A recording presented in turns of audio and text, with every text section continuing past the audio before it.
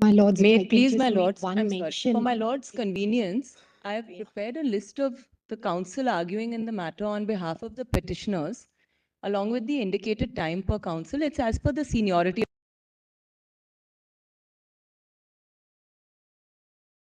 Mr. Sibal. My lords, But just I've wanted to just make prepared one. this. No, I'm just 1 minute. I've prepared this for your lordship's convenience as per the seniority. After discussing with the council on this side, as the list is as per the seniority, my lords. And I've not, as I've mentioned at the bottom, this does not include the interveners, along with the indicative time per council. My lords, just wanted to make one mention, my lords. Today, 1 second.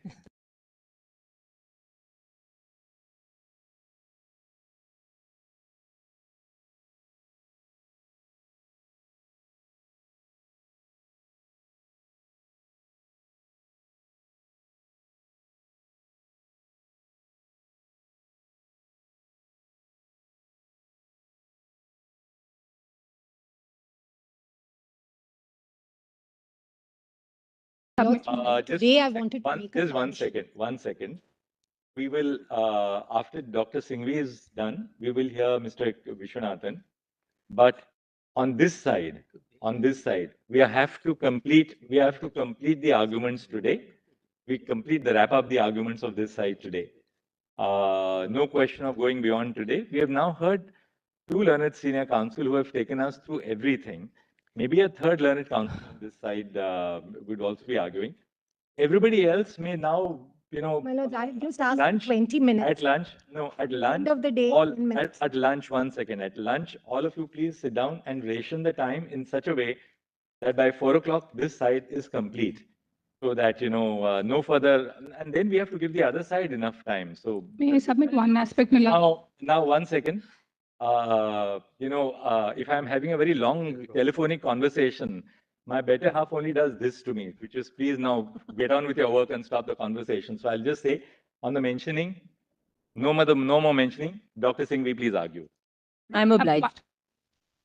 Only one aspect, my lord, regarding an intervention petition, my lord.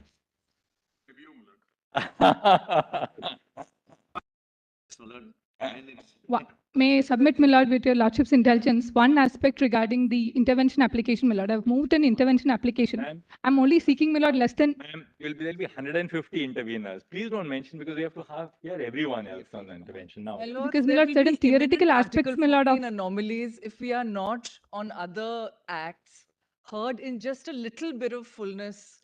My lords, if one extra day perhaps could be given. No.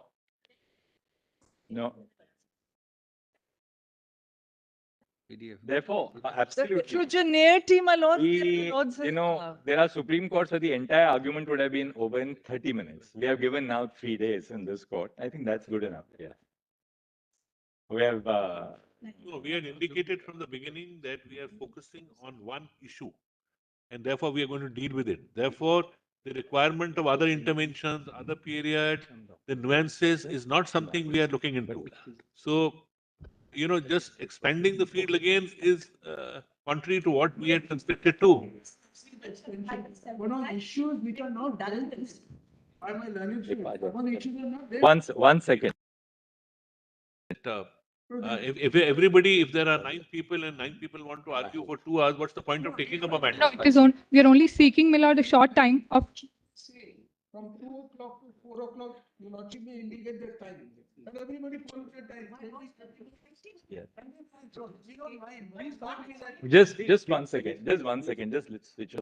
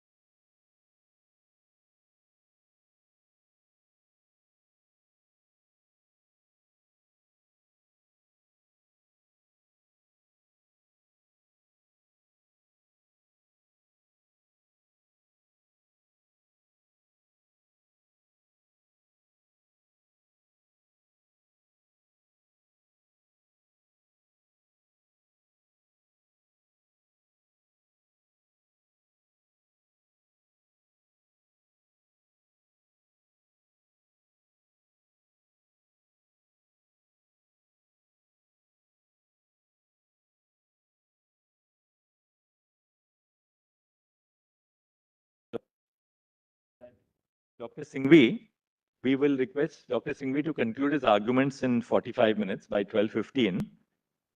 And between Mr. Ramchandran and Mr. Vishwanathan, we'll give you an hour and 15 minutes. First petition in the categories. So therefore, we are giving between the two of you, Mr. Ramchandran and you, 1 hour, 15 minutes. But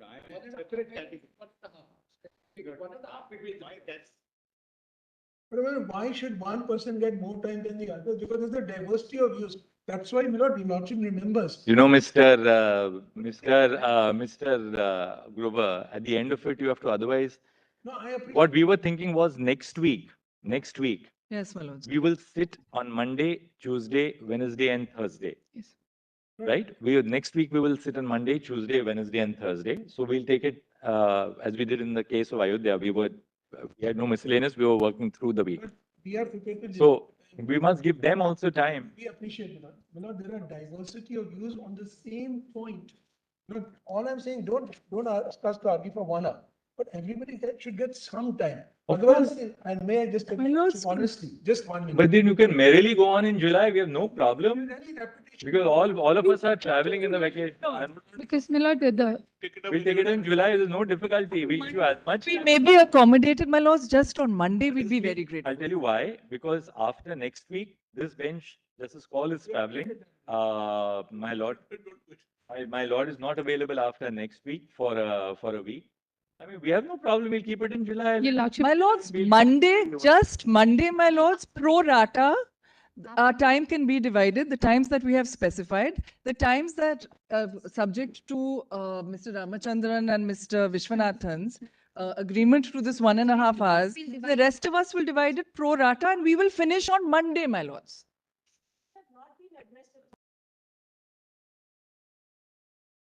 in fact, Absolutely, no problem, ma'am. Because Go the- on till so August. the- No problem. We'll go on till August. yes, my lord, because the No problem. Lordships Just will, Bhatt is retiring in October. We'll take up new bench after no, October. your Lordships will No problem. appreciate, my lord, Go on, that merrily. the councils who have started the arguments, my lord, of course, have an Ma'am, advantage there's because no they've. problem. We have no problem. Let everybody go on merrily. There's no problem. We'll hear this. We'll also hear this. You may not be saying this. No, my lord, we are only seeking.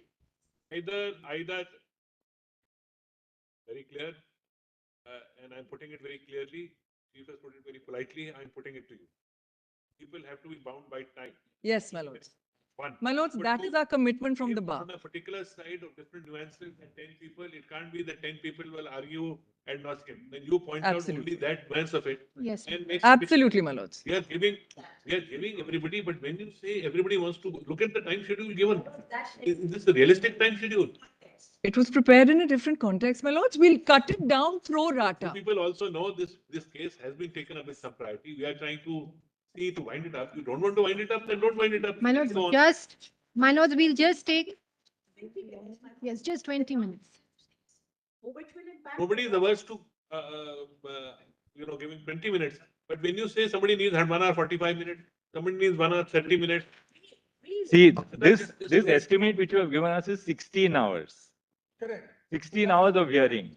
Now, 16 hours of hearing effectively means therefore that if we 1 start week. at 11:15, that means that in a day we get 2 hours 45, 2 hours, about 3 hours 45 minutes.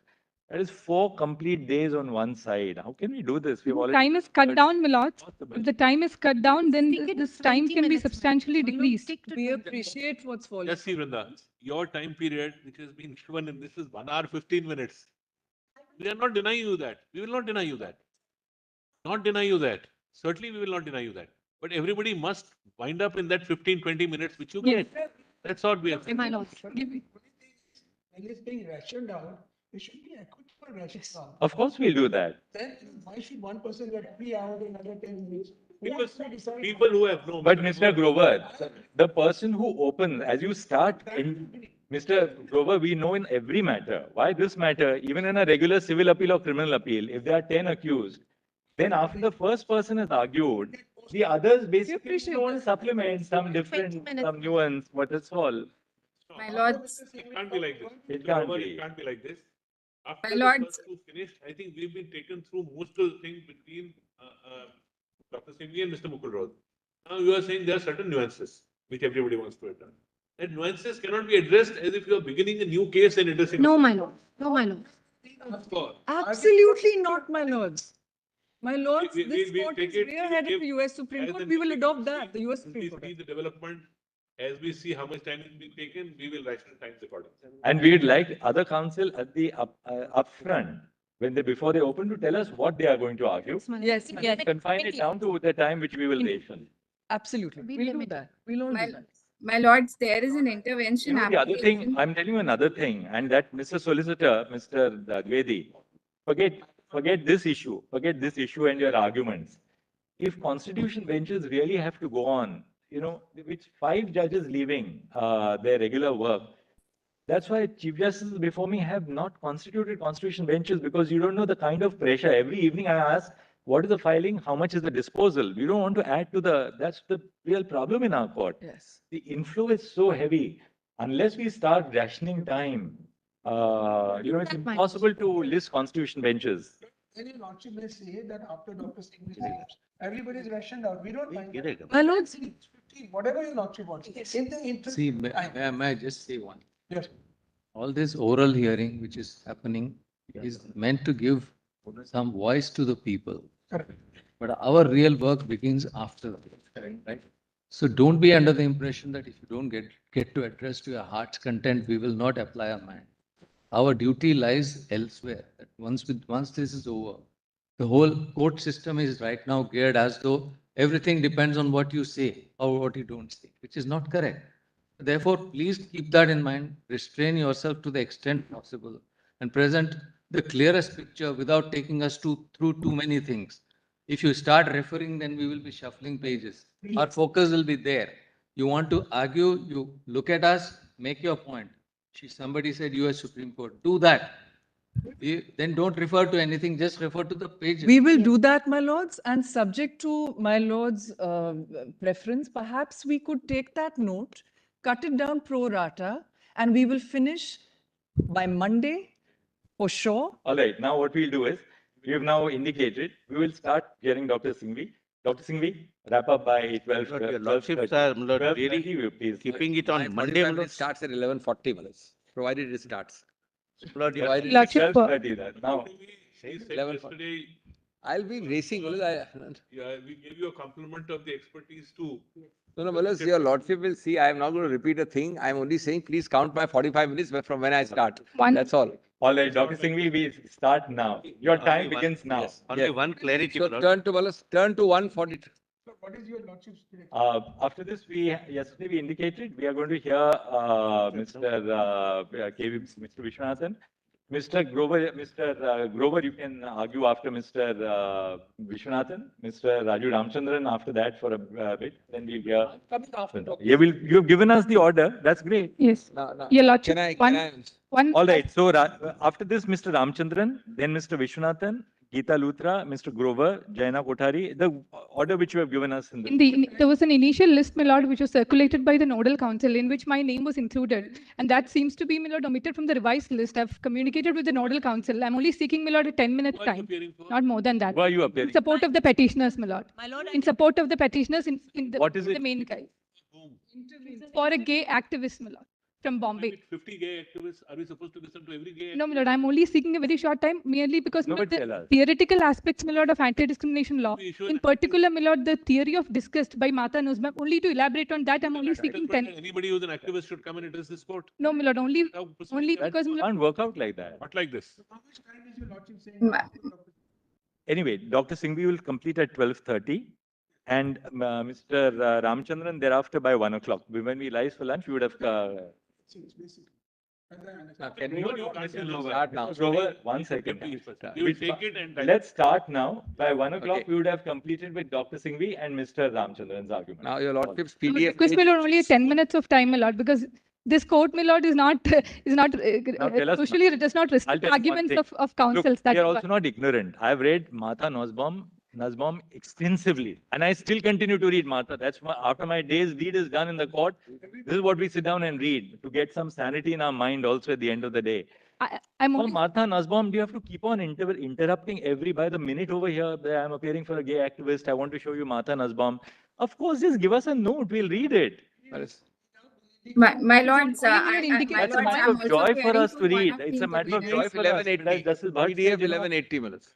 I mean, My it's lords- difficult to tell you. I was factoring that, okay, now summer vacation is going to be on this judgment. We'll have enough time. There's not, you know, the pressure of SLPs is not there. We'll sit down. So give us a note on Matha now. The written submissions are already there, only to indicate, only to Point take your it out, lordship just through point it that, out. only I'm seeking some time, that is, after My the petitions lords- conclude, my lord, there won't be any repetition on from my side. Somebody will My then say, I lords- want to now point out Rosalind Dixon.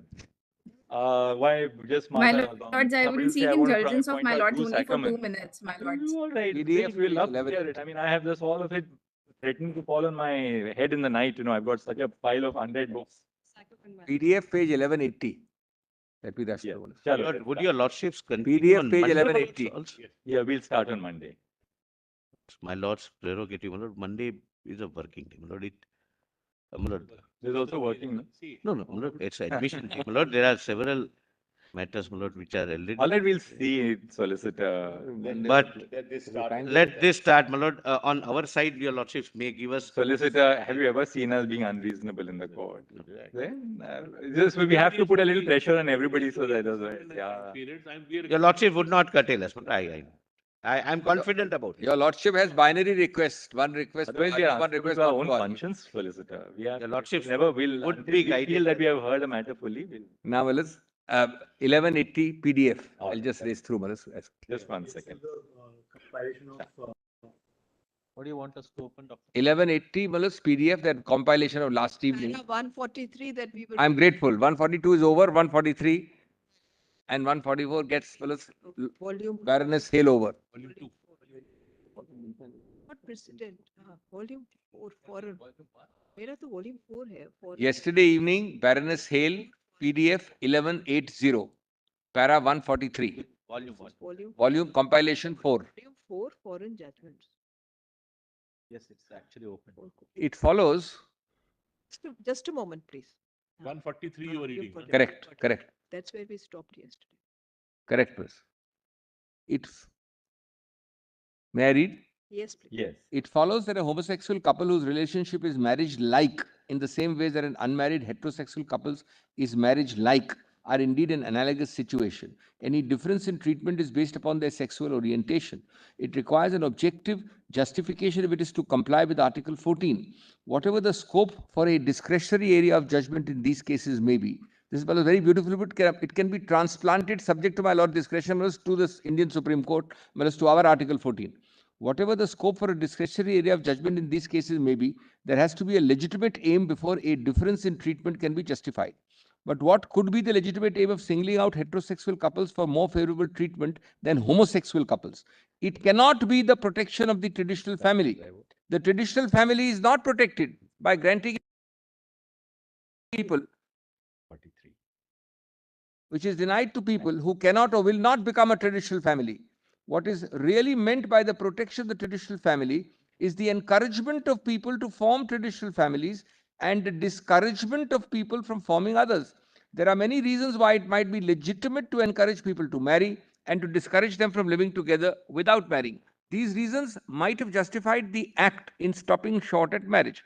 Once it went beyond marriage to unmarried relationships, the aim would have been to encouraging one sort of unmarried relationship and discouraging another. The Act does distinguish between unmarried but marriage-like relationships and more transient liaisons. It is easy to see how that might pursue a legitimate aim, and easier still to see how it might justify singling out the survivor for preferential succession rights. But as Lord Justice Buxton said, it is difficult to see how heterosexuals will be encouraged to form and maintain such marriage-like relationships by the knowledge that the equivalent benefit is being denied to homosexuals. The distinction between heterosexual and homosexual couples might be aimed at discouraging homosexual relationships generally, but that cannot now be regarded as a legitimate aim. It is inconsistent with the right to respect for private life according to everyone, including homosexuals, by Article 8 since Dudgeon's case in 1981. If it is not legitimate to discourage homosexual relationships, it cannot be legitimate to discourage stable, committed, marriage-like homosexual relationships of the sort which qualify the survivor to succeed to the home. Society wants its intimate relationships, particularly but not only if there are children involved, to be stable, responsible, and secure. It is the transient, irresponsible, and insecure relationships which cause us so much concern. Last para to be read. I have used the term marriage-like to describe the sort of relationship which meets the statutory test of living together as husband and wife. As husband and wife.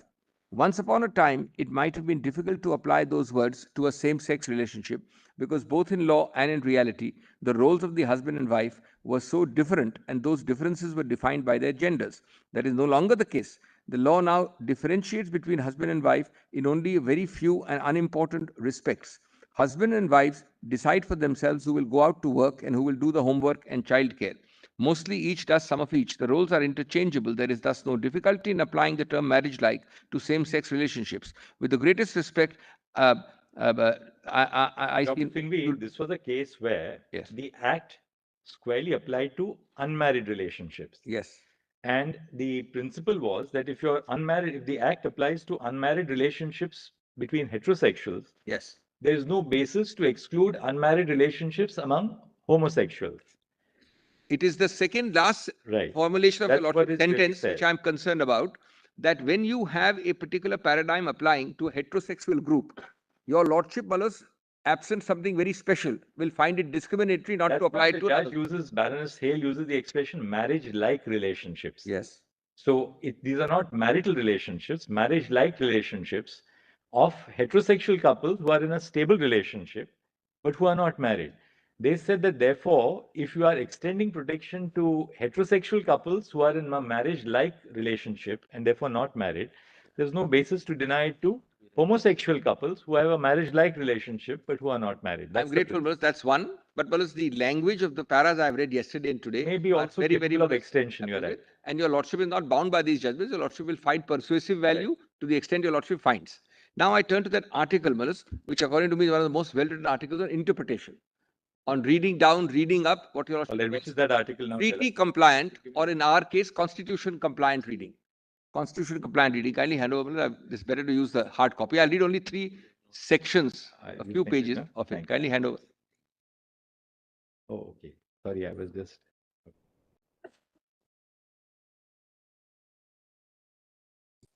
Thanks. We also emailed you, but this is better and quicker, Malas. The Lordship may mark this.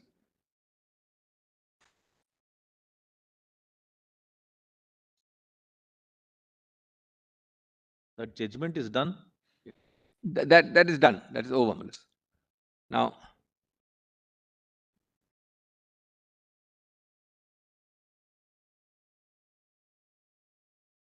kindly come to the first page. What is the year of this? What is the year of this publication? Don't do multiple things. Focus. Year. Just come to Malas, the first para. Your Lordship will ignore. I mean, it's about UK and New Zealand. Second para on the first page. On the first, I'll be Malas, making Your Lordship mark only some portions. It's rather well put, Malas, and it is triggered by, that's the reason I'm citing it. The key question for the courts in applying such directions is how to determine when it is or it is not possible to ascribe a rights-consistent meaning to the legislation. Although a definitive answer to that question has proved unsurprisingly elusive, a shared assumption to date has been that the line that is being drawn, this is the point for us, line that is being drawn between interpretation on the one hand and legislation on the other. The task assumed by the courts is to search for an interpretation of the relevant statutory provision that would bring it into conformity with human rights standards. Now come to page 2, Malas. Beyond the margins of interpretation, however, lies the constitutionally impermissible territory of judicial legislation. And that's your Lordship's, Malas, equation. The next para, Malas, given this characterization as essentially interpretive, it is perhaps unsurprising that well, I'll skip the New Zealand specific para, come to the third para. In the United Kingdom, however, and this is important, Malas, a new model now seems to be emerging. In a series of cases, culminating in the decision of the House of Lords in Ghedan, I just read it, the United Kingdom courts have cast doubt over the centrality of statutory language to the determination of whether a rights-compatible reading of legislation is possible in the right of the Human Rights Treaty. The text is not the law lords have said determinative. The text is not determinative. Rather, the courts will be constrained only, mark the word only, by the underlying thrust of the legislation A and the limits of their institutional capacity. Now, the counter question, the devil's question, is posed in the next paragraph. This paper discusses Ghedan and its implication. It suggests that the remarkable aspect of Ghedan is that it simultaneously divorces the process of statutory interpretation under HRA from the twin anchors of parliamentary intention and statutory text. This I'm relying upon heavily, this first sentence. The second part, in that light, it is suggested that the dichotomy between interpretation and judicial legislation is at the very least under pressure, and the courts are in fact appropriating to themselves a significant, if nevertheless a subsidiary slice of legislative power. Now come to page 8. This is page 8. So, where did you write it down? Page 8.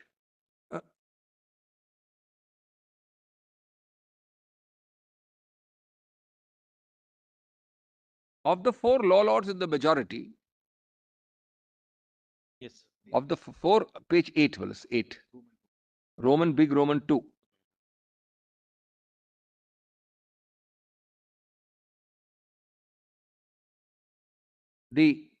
Of the 4 law lords in the majority, the names are given. All but the last delivered a separate opinion on the correct methodology under 3.1. There was, however, substantial agreement on these essential principles. Then the key issue, separating the sheep from the goats. Their lordships identified the key issue under 3.1 as being how to determine the limits of what is possible.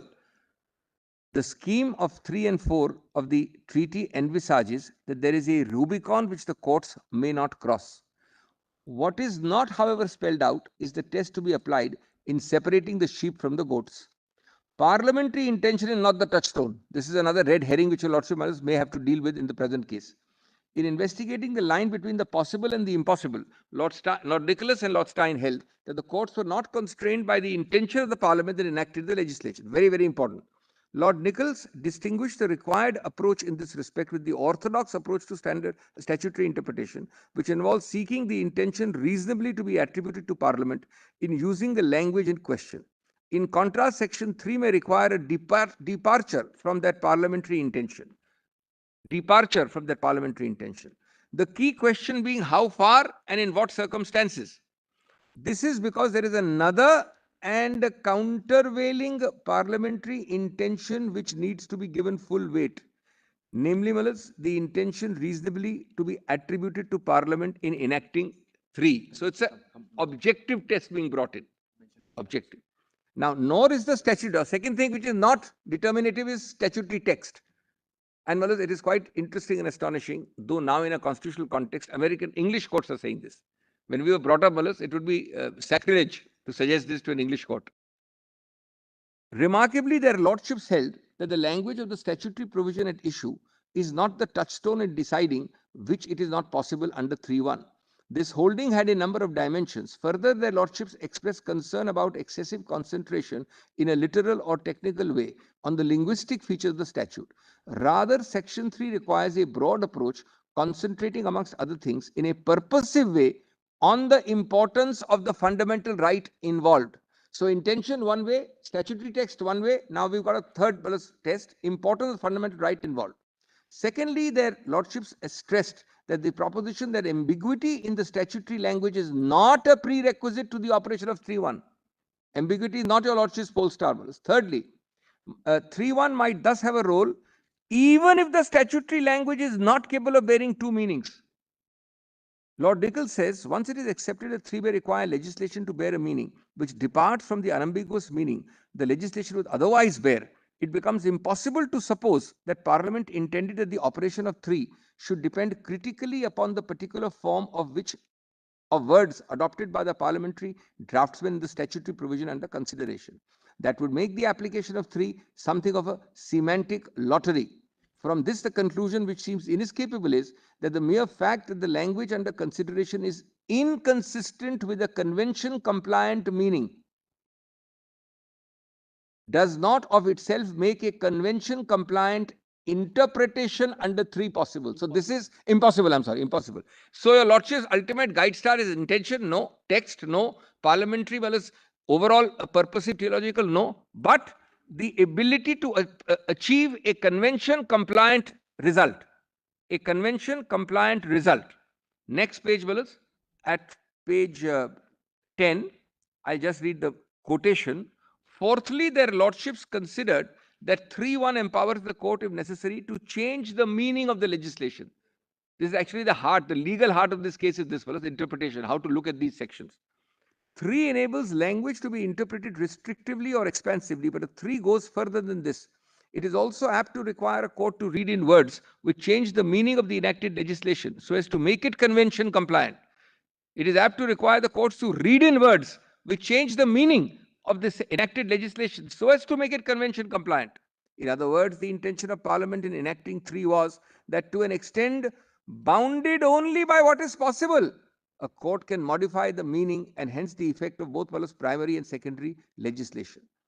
Their lordship's view is not the touchstone in determining whether a convention compliant reading of legislation is possible, begs the question. If not the words, then what? How then is one to sort the sheep from the goats? Their lordships identified 2 overlapping limits. So now he's answering the question, how do you separate the sheep and the goats? What is possible under 3(1)? This is the first test, fellows. General thrust of the legislation. Second is court's institutional capacity, which is defined later on, coming out later. As to the first, their lordships held, 3(1) does not authorize the courts to adopt a meaning that is inconsistent with what they variously described as fundamental feature of legislation, underlying thrust of legislation, grain of legislation. Each of the footnotes gives the lordship the para. A cardinal principle of legislation, the very core and essence, the pith and substance of the measure. Well, to take a 5-second aside, it is a kind of a basic features intra-legislation. Basic structure doctrine, intra-legislation. Right. These are very interesting developments. The lordship is... The tenor and the provision of the law. Exactly. That internal, does it make Intra-lens. It has to be intra. You can't confine it to... Correct. Wow. This notion that the courts cannot turn, page 11, 11, top. This notion that the courts cannot turn the scheme of the legislation inside out overlaps with the second point, which is that the courts cannot make decisions for which they are not institutionally equipped. Now, what is the meaning of this? Some cases that lordships held call out for legislative deliberation. So, if it's a case where a lordship finds the whole script has to be written, it has to go to the legislature. This might be the case, for example, if the exercise of making the legislation convention compliant would involve the substitution of a detailed statutory scheme. It's a very fair test, fellows, very fair test. Or if a policy choice needs to be made between different methods for achieving convention compliance, or if the decision would have far-reaching practical repercussions, the courts are not well equipped to evaluate. This has to go case by case, fellows, to your lordship's ultimate decision. Now come to 13, page 13, 1-3.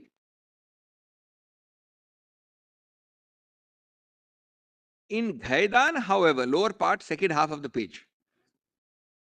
In Ghaidan, however, the House of Lords rejects both a focus on text and a focus on purpose.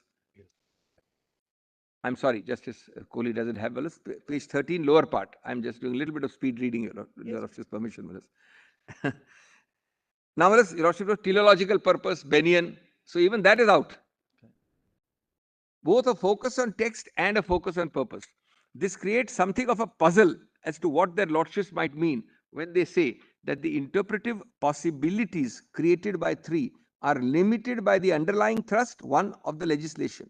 Considered in isolation, that proposition might sound a restatement of the modern purposive approach to statutory interpretation. The purposive approach has, however, been explicitly rejected by their lordships. The intention of Parliament in enacting the relevant legislation must, they said, give way to the intention of Parliament in enacting. That the underlying thrust approach is not consonant with the purposive approach is manifestly evident from their lordships' analysis of the statutory scheme, page 14, top, at issue in Ghaidan itself. Lord Nichols postulated that the social policy underlying the extension of security of tenure in 1988 to survivors of de facto opposite sex relationships was equally applicable to survivors of de facto same sex relationships. On the basis of that essentially normative conclusion, he held that the underlying thrust, this is the test for us, the underlying thrust of the Rent Act of 77 did not preclude a convention compliant interpretation. So then The there underlying two parts. One is yes, this is how you make it consistent with the convention. The second is they abandon the purposive construction method. and the textual and the intention based. Now, if your lordships were to find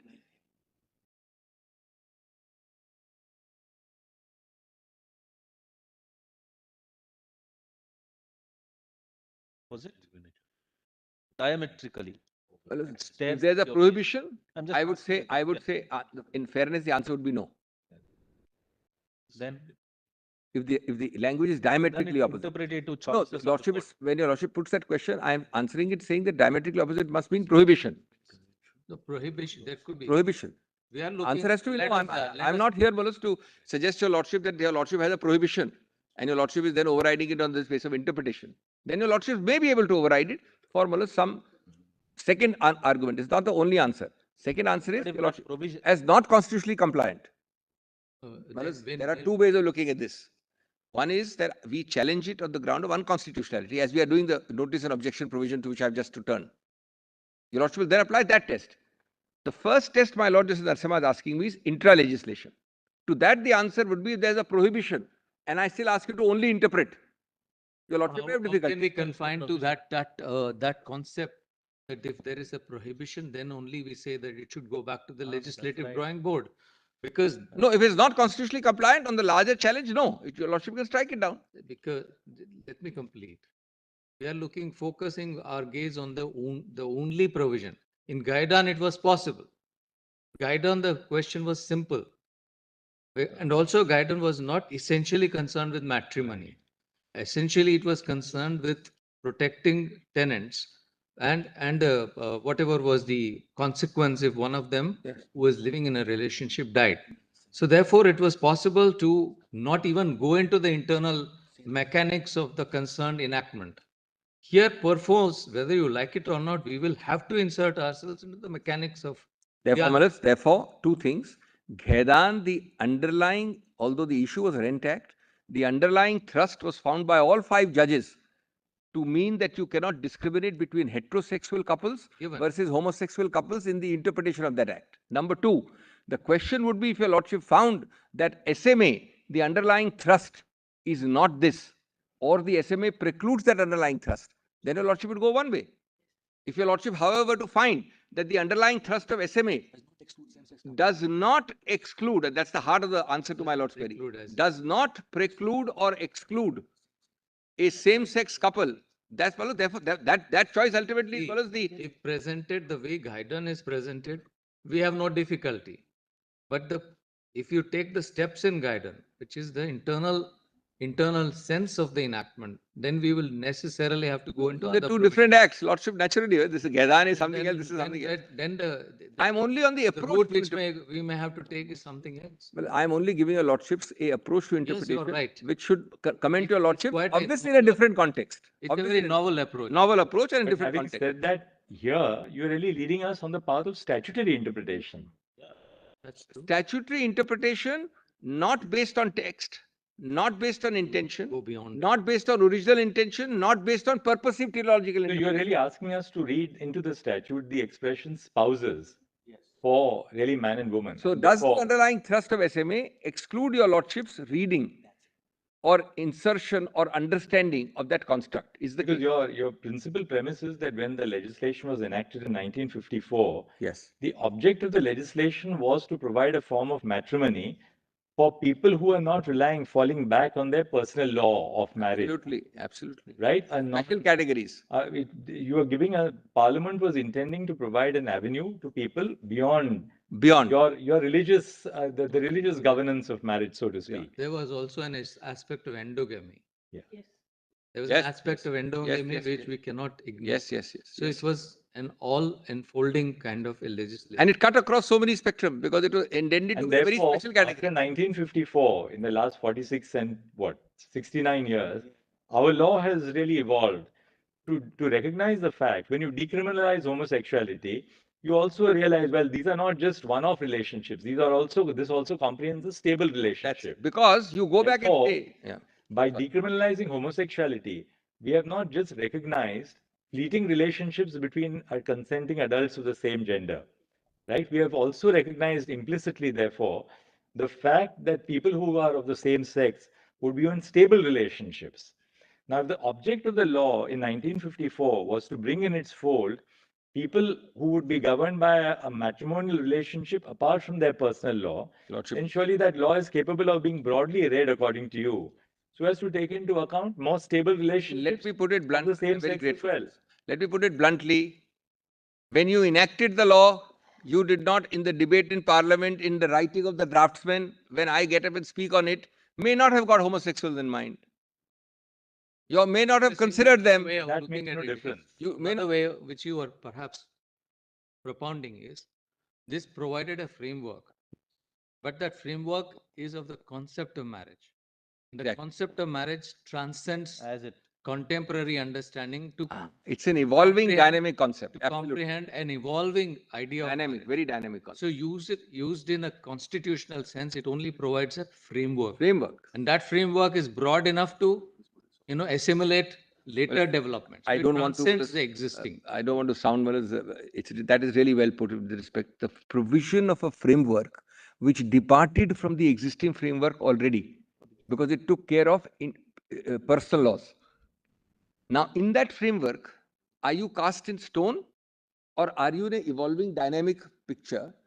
And can the underlying thrust and your lordship's institutional capacity sustain it? This is the summary of the whole Ghaidan principle applied to SMA. And from the perspective of institutional capacity, we have to ask ourselves whether we would be doing something which would be fundamentally contrary to the scheme of the statute. You also have to make a new or statutory would scheme. Yeah, exactly. Would the New court be statutory scheme. rewriting the entirety of the statute? Would the court really be making policy choices, which is for the legislature to make?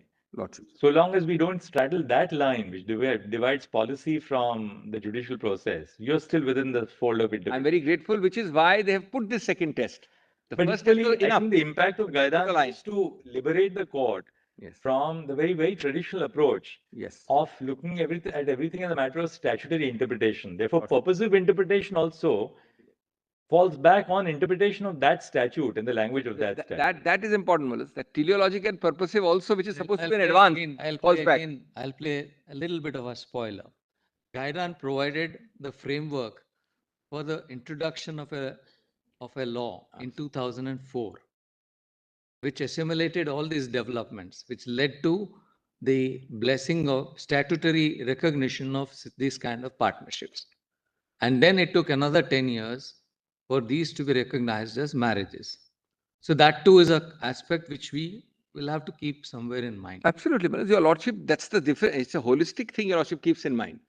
Ultimately, the feel of the case is only your lordship will. That is, nobody can be identical. Nobody is saying Because it. I'm sure if you go to Ghaidan and if you follow it up, there could be other cases which have followed Now, that. that, so I've now, Malas, time, given And my Dr. time. Sigby, I've done this. Dr. Sigby, I think, looking at India constitutionally and socially as well, Yes. we have already reached the intermediate stage, right? The intermediate stage postulates that by decriminalizing homosexuality, your very act of decriminalizing homosexuality does contemplate that therefore people who belong to the same sex would be in stable marriage-like relationships.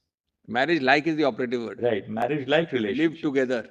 Because the moment we have said that it's no longer an offense under Section 377, therefore we necessarily contemplate that you could have a stable marriage-like relationship between two persons who do not treat these as chance encounters, but as something more than that, not just a physical relationship, but something more of a stable emotional relationship, right? Societal. Which now is an incident of our constitutional interpretation. Once we have made that, we have crossed that bridge, then the next question is as to whether our statute can therefore recognize not just marriage-like relationships, but relationships in the relationships On the of contrary, marriage. Mills, I started by saying, it's a logical move in the same direction. It is, in fact, little done, vast undone. Your Lordship is now getting to cover that territory, because to merely decriminalize is one category. Otherwise, it does, in an actual daily sense, Of remain course, a it shell. requires us to, Hollow of course, it shell. requires us to redefine perhaps the evolving notion of marriage, because is the existence of two spouses who belong to a binary gender necessary, or the requirement for a relationship of marriage? Or has our law now progressed sufficiently to contemplate that the existence of binary genders may be, but is not necessary for your definition of marriage? And Malas, to that comes in the intersection of the Article 14. You in your counter and everywhere else are underlining immeasurably the vital importance of marriage, to which I bow down. But that vital importance of marriage is restricted to one category. Expanding that definition, are we then trenching upon that area which Gaidan excludes to the judges? That is, Malas, in case your Lordship has got to stitch a whole cloth, which only a statute can do. That ultimately will be your Lordship's call. I don't think at all, which now Lordship will just note on the side, para 44 has some other cases similar to Gaidan. I'll not read them. I don't have time to read them. Para 44 of my submissions. I'll now come to that 3 or 4 queries arising under the SMA, and then come to the notice and objections regime. But in a way, Dr. Singhvi, I think what happened in the UK is really, in that sense, not in that, I was just talking to Justice Kaul, is not really in that sense in all fours with what happened in India. Not at all. The HRA in the UK was intended to enforce treaty obligations under the ECHR. Yes. Right? For us, we've always had the overarching principles of the Constitution, which lie above. That's the irony. We are a for sure, Malas, with respect. I am saying on interpretation. This case is cited and the article is cited only for an approach to interpretation. And, we are not here using the Constitution or utilizing the text of the Constitution to either read down a statute or to strike down a statute. That's one element of the impact of the Constitution. The other thing which we are doing now here is expanding the meaning of a statute in the context of constitutional guarantees.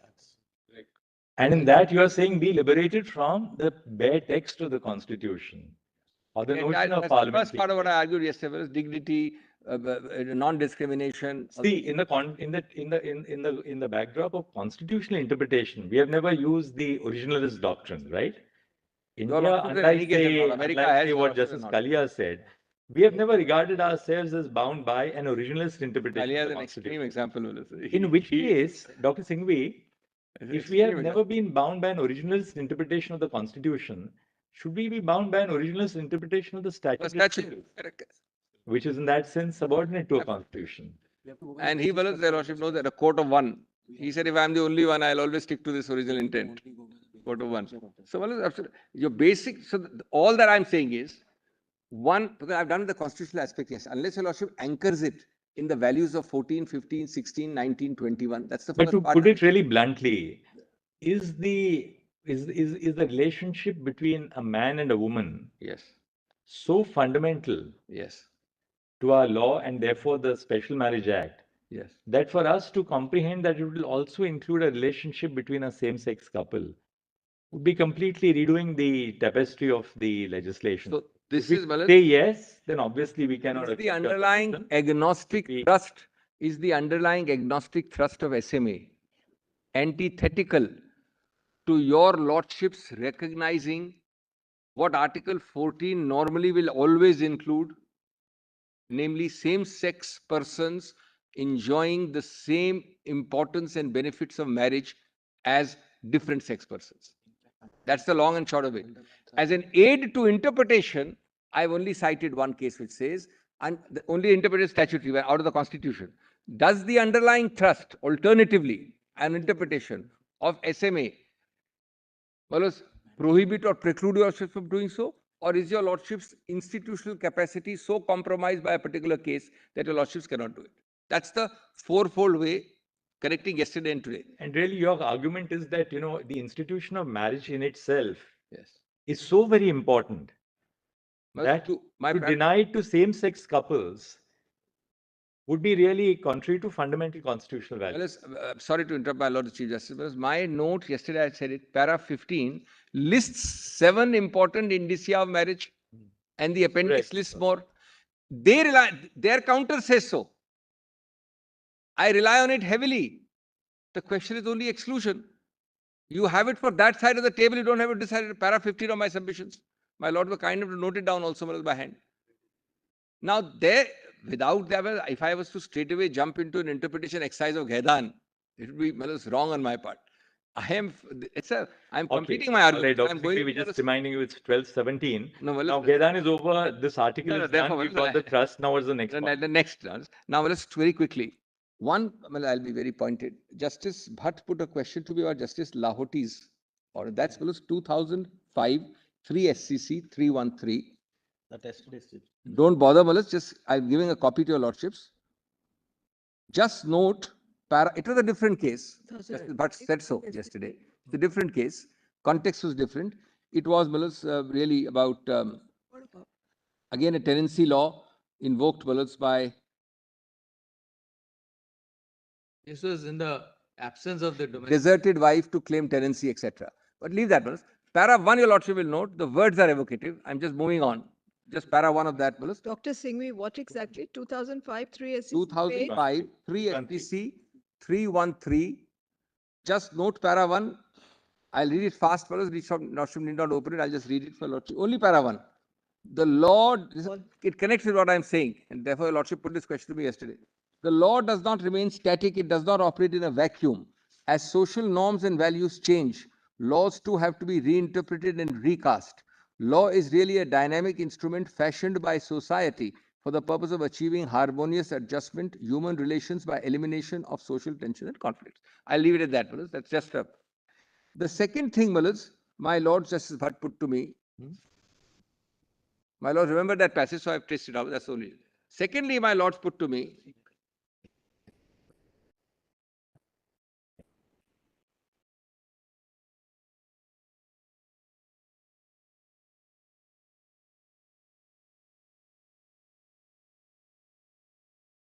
My Lords put to me. The contractual relationship. Yeah.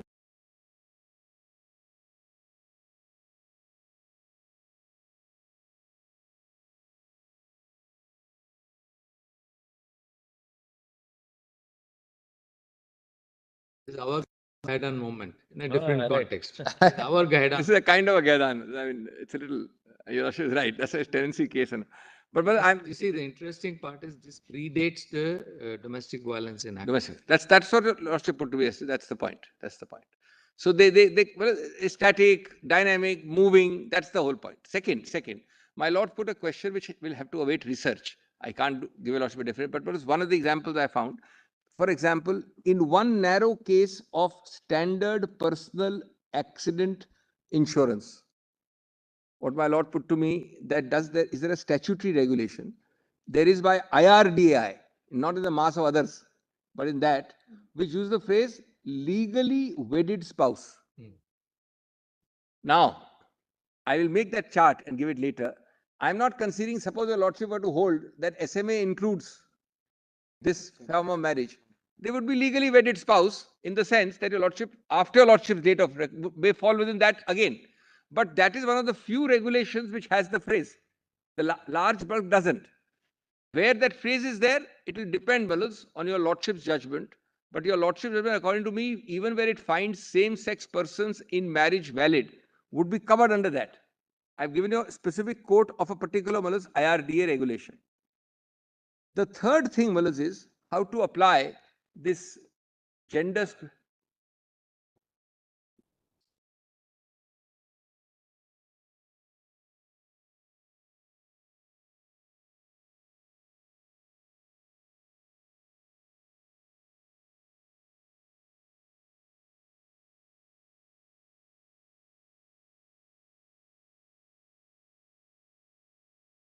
The third thing is, just note in bullets, the answer on this. This is important. Your Lordship has one situation about 2B and the first schedule of the Act. Answer, both parts of both schedules will have to apply to Malad's non-heterosexual couples.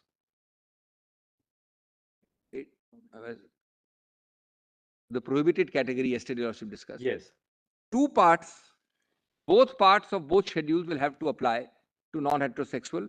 It does no violence to your lordship's sense of Malad's that your lordship is making a statutory scheme. Nothing. The statutory scheme exists. My lord is not saying whether he and I are prohibited category. Whether he and I are prohibited. Lordship is not defining. Your lordship is saying it will apply on both parts. That's answer number one. No, Can you no say that violence to again? the underlying Can you trust. say that again? Can you say that? Repeat that. Yes, the two schedules in question for the issue of prohibited degrees of relationship will apply, both of them simultaneously, to all non-heterosexual couples. That's what Mr. Rohtgi said. That's right. So we are now ironing out your lordship's. It will collapse into one. Yeah. Suppose your lordship has to make out a prohibited relationship. That would be legislation. Suppose your lordship, I am asking to do something which creates something. Nothing. Your lordship is reading in something and making it well as harmonious. Second, 4C age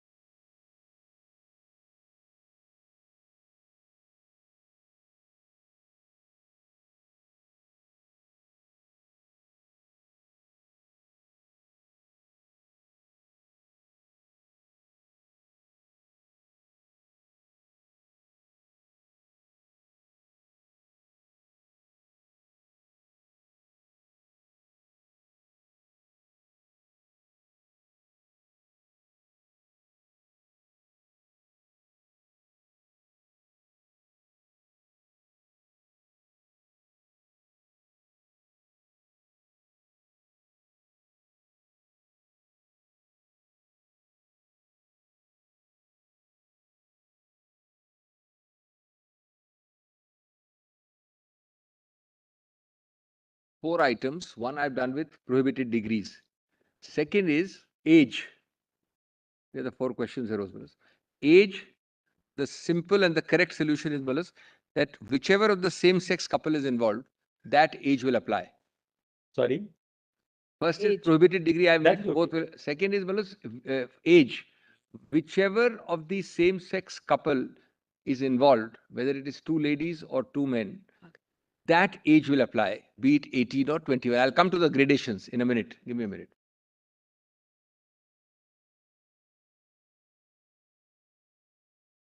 Without having any stitching to be done on a legislative cloth.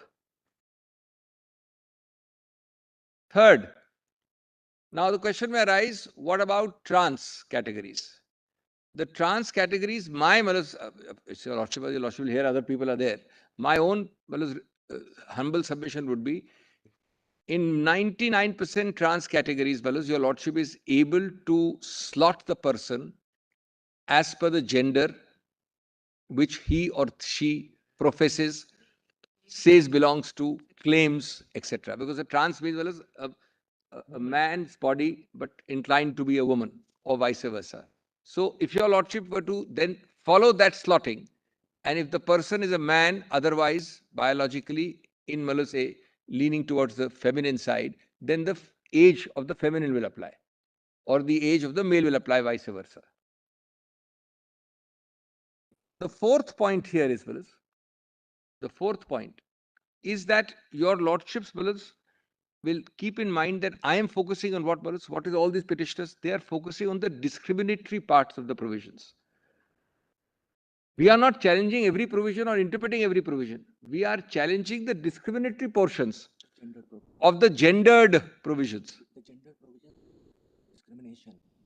Gender provisions which are called, so we are not concerned with every provision. And certainly the government of India is not challenging any provision. So your Lordship will see only our challenges or our reconciliations where necessary. Fifthly, some provisions which may not create any confusion, like 27(1)(a) of the SMA, only an example. They are peculiarly, conceptually, designedly created and applicable only to a heterosexual relationship. Rape. I mean, you cannot have a system which applies uniformly to every category. No, why? Rape. Why can't it apply to a homosexual couple? No, with a caveat. Well, it's a criminal offence which has been defined. I find the shortest definition is non-consensual penile vaginal penetration. It's one simple way of putting it. Now, of course, it has been expanded after the Verma committee to mean other forms of but otherwise non-consensual penile vaginal interface. Penetrative. Now, it is true that as well as rape, apparently rape is a crime even by a woman or a man in France, as far as I know. Those are special cases. Today, your Lordship's issue is, can your Lordship not move forward by these kind of possible obstructions? And then we admit that in this case, it will apply to one kind of one kind of same-sex partner. This marriage offense, yes, it's a marriage offense, will apply to one kind of same-sex partner. It is possible. I'm only saying it differently because it's a crime. According to me, it will be covered in a penetrative same-sex situation also. No. But it's a crime. A crime would have to be we are talking of outside of the marriage relationship. When you indulge in that, that's a matrimonial offense, entitling the other spouse. No, it will be only if a Lordship holds this marriage. Lordship will have to hold this category of unions to be a marriage first. That's right. Then the question will arise. Testing. Yes. We're testing that if yes, correct. Then it will apply to one class of same-sex. No, therefore, there are two ways. I mean, I can see there are two ways. One is that if your Lordship holds this class to be covered, then your Lordship would have 27 applying to penetrative assaults. Then we have in this. No, even for the same sex. Even with the same sex. That's the logical conclusion. Alternatively, your Lordships could draw a line saying it's a criminal offense which has been defined in a heterosexual context. These are the two options. I can't say more. then we have three categories, really speaking. We accept the first option which you are offering, which is that A, it applies to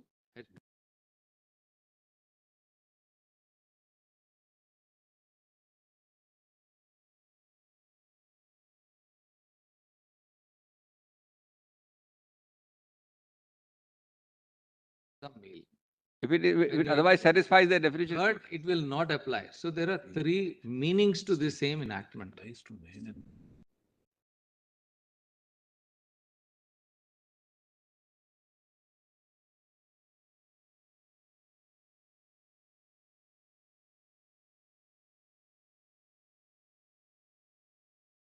Is from moving ahead. No, it applies These are to the extent it applies. There are some peculiarities. In a heterosexual relationship, Yes. say there can be possibility of reading a rape into it, then how can in a homosexual relationship it not be read? Not be read. Well, I'm saying in fairness, I started by saying that, Manas. In logic, no. In logic, no. Can your lordship There's a conundrum. use the mic, please? No, Manas. I thought I said in a heterosexual relationship, if in case of a married Logically, couple, no. Correct. there can be rape. Then how is it possible that we don't have a scenario where in a homosexual relationship, the same principle will apply? The same principle. So, Malas, if your lordships were to, Malas, apply the definition of non-consensual penetrative sex, Malas, then it would apply. Logically, that's the correct answer. With great respect. That's the little trouble of seeing how we get into different sections, how we get into different laws, Right. how we get into it. So the debate would be whether we stop just short of saying, you are saying it may be empty shell, but should we stop short? I'm just thinking No, now. no, Malas, of may just I answer it? May I answer it? Just saying that this is under this act, such a marriage is possible and registered. Thereafter, there may be many, many nuances which will arise. No, there is. Can we take care of all future eventualities? No, Manas, there is one flip side to it. There is one flip side to it. Manas, there is a flip side to it. I'm sorry, I'm not completed yet. Manas, this is important. I'm not completed. Manas, marital rape is not recognized yet in this country. That's right. Marital rape, that's the fourth. That's an issue. pending. That's the issue pending. Today, the law is not marital rape, Manas. No. Therefore, once your lordships were to read marriage, There are people who are wanting us to move in that direction also. that's There are Wanting matters us to move in a pending. different direction. that's a different, Manas. Not No, matters no, pending. that's a different debate. Marital rape too. Today, as of today, rape, there is, Manas, it's not a recognized crime within marriage. It's maybe a ground for divorce or some cruelty. Cruelty is a better way of putting it, but now my point is different. My point is different, Manas. The High Court judgment- Karnataka High Court Karnataka judgment Ah, that comes. that's an outlier in the sense that your lordship is still debated. It's not a law of the land. This This court has not taken a view on You it. view it, There yes. was a- There's But I'm on a different point. a view. If your lordships, this bench were to recognize the issue we are canvassing, within the marriage which your lordship recognizes between same-sex persons under SMA, your lordship would be recognizing, Manas, marriage within this act. All I said was that whatever flows from a relationship, a law which will evolve on a heterosexual relationship would equally apply to a homosexual relationship. That's the point I was trying to make. Very well. I leave it at that. Dr. Singhvi, the other would, and we are open to it. We are only putting a question. Would we like to go that step further to go into these nitty-gritties? Because there are several shades on the palette. No, but this is important. The first four answer is yes, your lordships can easily iron out. Now, my point is, I am not raising them. These are, I am answering, put your lordship as an insuperable obstacle.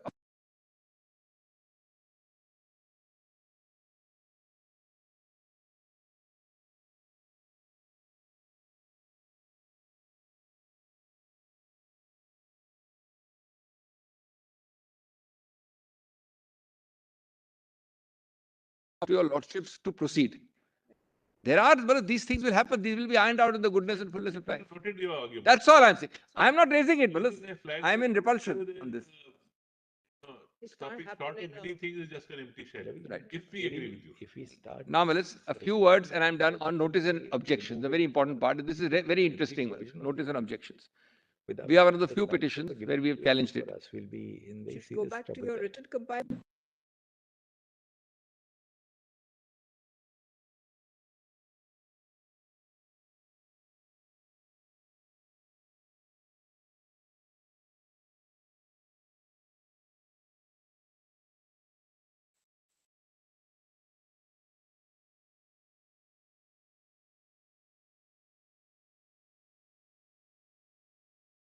An objections regime.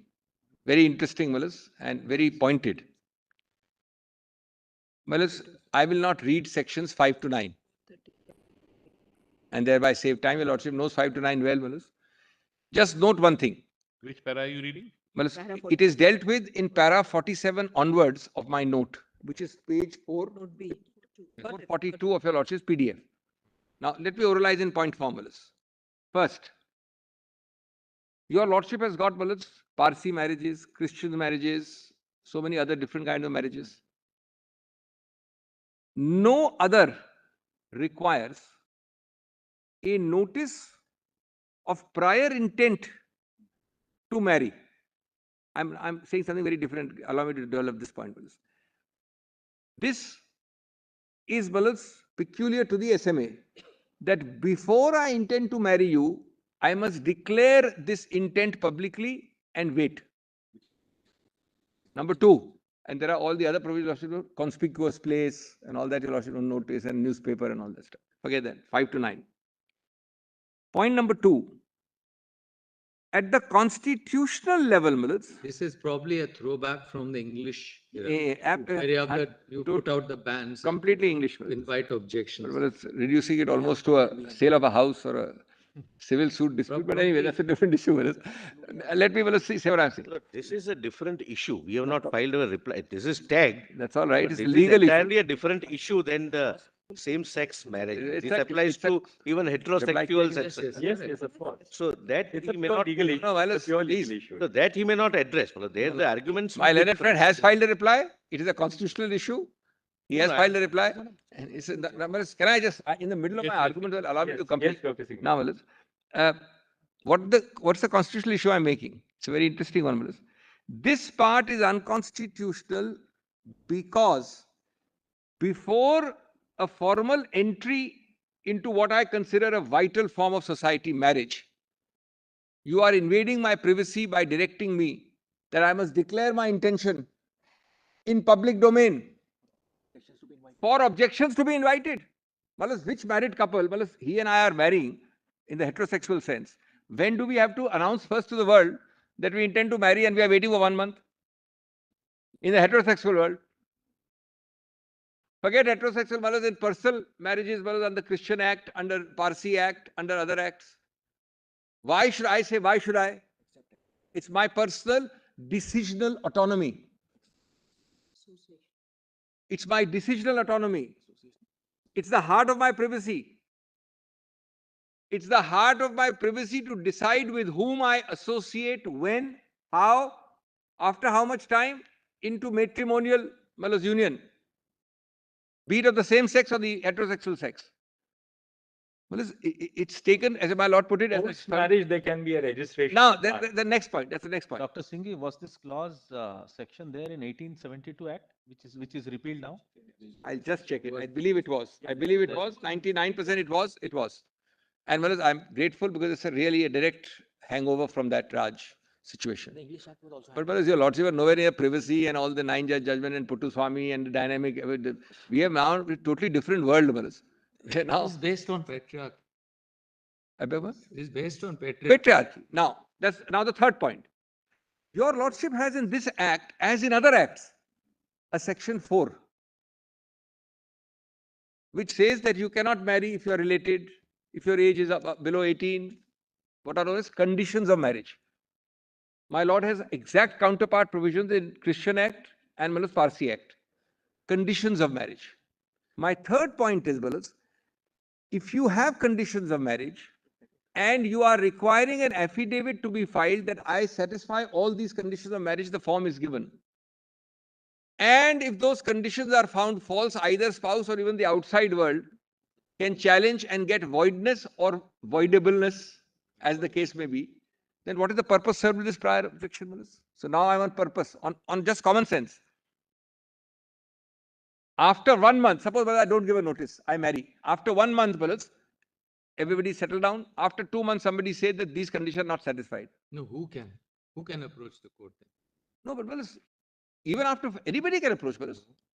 Who And has aggrieved- locus in a matrimonial? Aggrieved In a spouse matrimonial- only. Matrimonial, yes. Only a spouse. Only It a cannot be a spouse. third Spouse. party. Like bigger- Correct, spouse. like a- No, but I'm only saying, a Malas, if wife. there is a fraud, If there is a fraud of a gigantic nature today, my lord is right. For variety of things, only the spouse can. These are Yeah, material, Now- aberrations or yeah, offenses yeah. which only the spouse No is question. entitled. Now, the point is,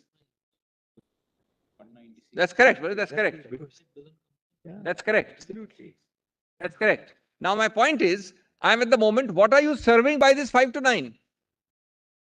Now comes the fourth point. I'll tell Lordship what you are serving. In actual practice, in reality, even in heterosexual marriages. Now let us forget same-sex persons. That's the fourth aspect. I have shown that this should be unconstitutional. It serves no purpose. But what is the purpose it is serving for the last several decades? It is serving, the word your Lordship, one of your Lordship just now used, patriarchy. Patriarchy includes patriarchy also. It was created at a time when women did not have agency. Patriarchy includes matriarchy also. There are some agonizing Women cases. never had agency. Women did not have agency when these laws and these norms were This is created. an invitation to disaster and violence. It's an invitation, come. And if the object was to protect. My couples spouse who has no not problem, but you fall please back come. on their personal law, Yes. then by requiring, you're virtually laying them open to invasion by society, by My spouse, collectors and district magistrates and superintendents of police. my spouse can challenge me anytime. But no, you please from the outside come here, your Khap Panchayat will come here, somebody will come in different form, where is gunning for you. That is not possible. What is the point of all this? In the High Courts, the Lordship have sat here and there, must have handled enough habeas corpus matters, coming to your Lordships. Why do they come? No, I think in one of the cases, I remember having said that this cannot be given. It will destroy the entire purpose of marriage. We have the case in our written submission, we'll point this. Then, the other aspect it hits is choice. Individual decisional autonomy, privacy, individual dignity. This can all be put together, These are all constitutional core values. Of course.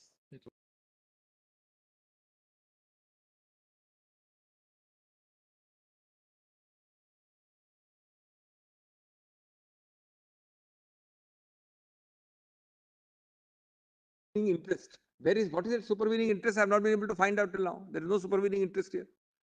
Some very great, unknown, mysterious interest.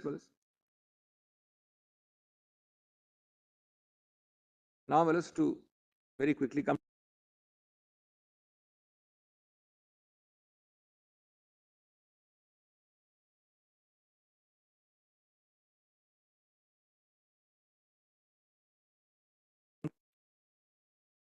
Some of it has been also read. 198 of the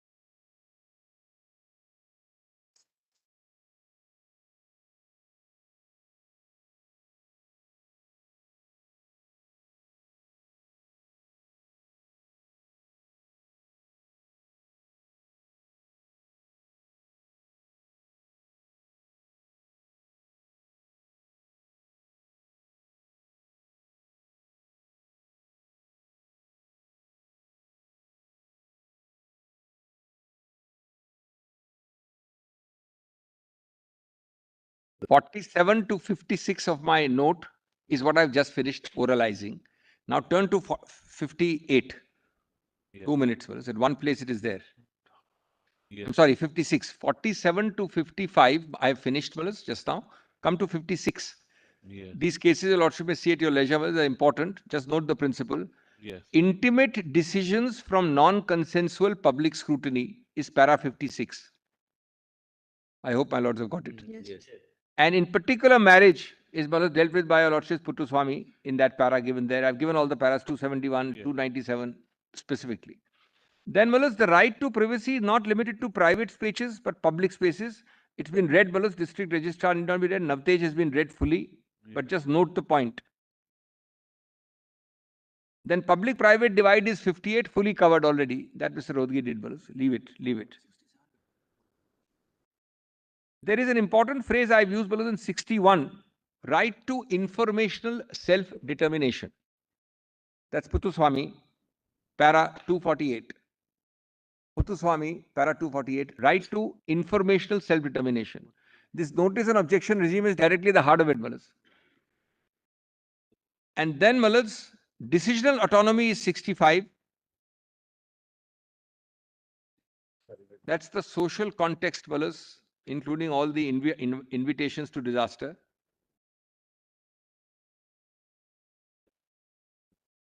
Well, 67 is an important legal principle of proportionality. Kindly give me 30 seconds on 67. This honorable court has recognized the possibility of a systematic abuse of rights infringing measures and read that into an assessment of such a measure's constitutionality under the doctrine of proportionality. This is excessive. This is completely disproportionate. What is the need for this in proportion, Your Lordships, said in Gujarat Majdoor, state action thus leaves sufficient room for abuse, thereby acting as a threat against free exercise of fundamental rights, ought to necessarily be factored in the delicate balancing act the judiciary directly applies. Your Lordship is inviting by this objections regime. And then, equality I've dealt with, in para 72. It's a discriminatory regime. Discriminatory because only if you choose the SMA, and if Your Lordship were to strike it down, please don't misunderstand, it's not to be struck down for same sex only, it's to be struck down per se, for heterosexual and non-heterosexual. It, is the only act. Personal law acts don't have it.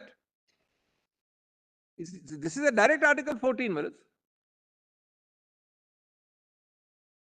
And I have given in para 80 a rather pithy summary of proportionality.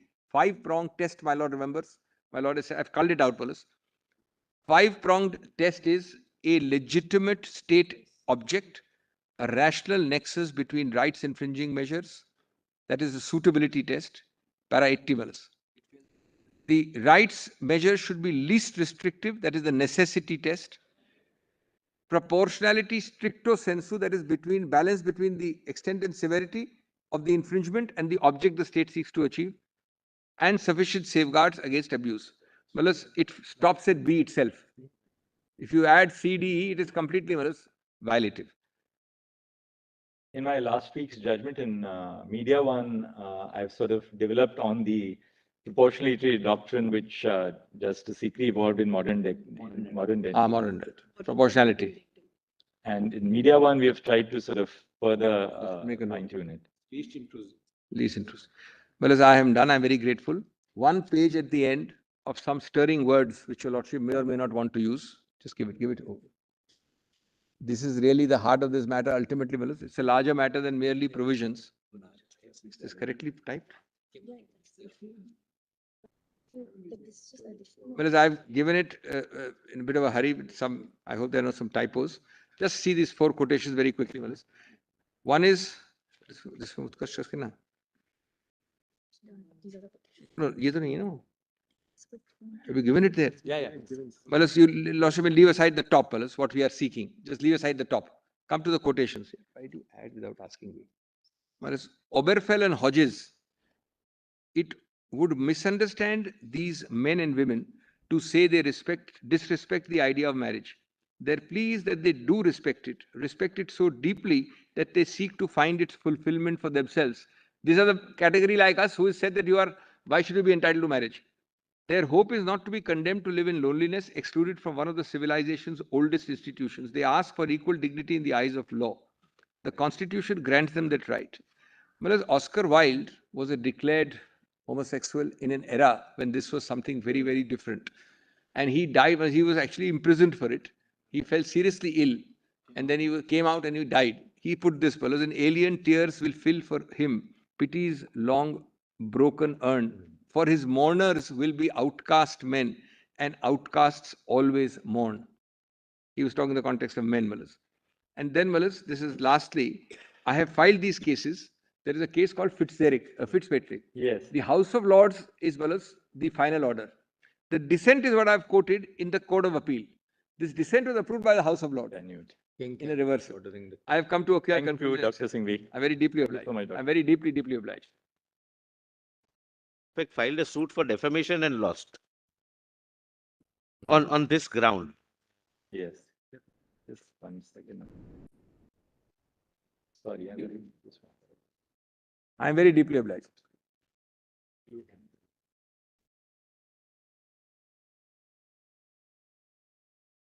We begin with the hearing. We begin with Mr. Raju Ramchandran. And by the end of the day, we would have completed with the submissions of Mr. Raju Ramchandran, Mr. Vishwanathan, Mr. Uttara, and Mr. Anand Grover. We take it, 4 of you would complete by the end of the day. Thank you.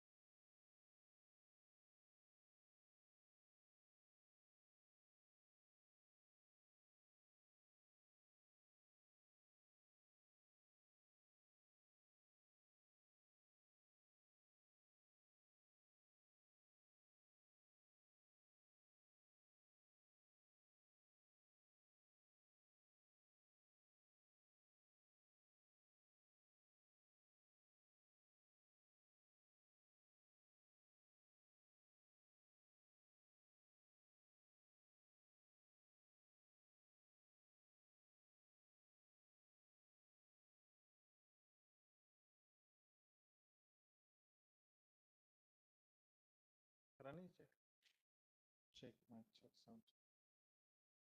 Check, mic, check, mic, check. Check, mic, check. Check, audio checks, check.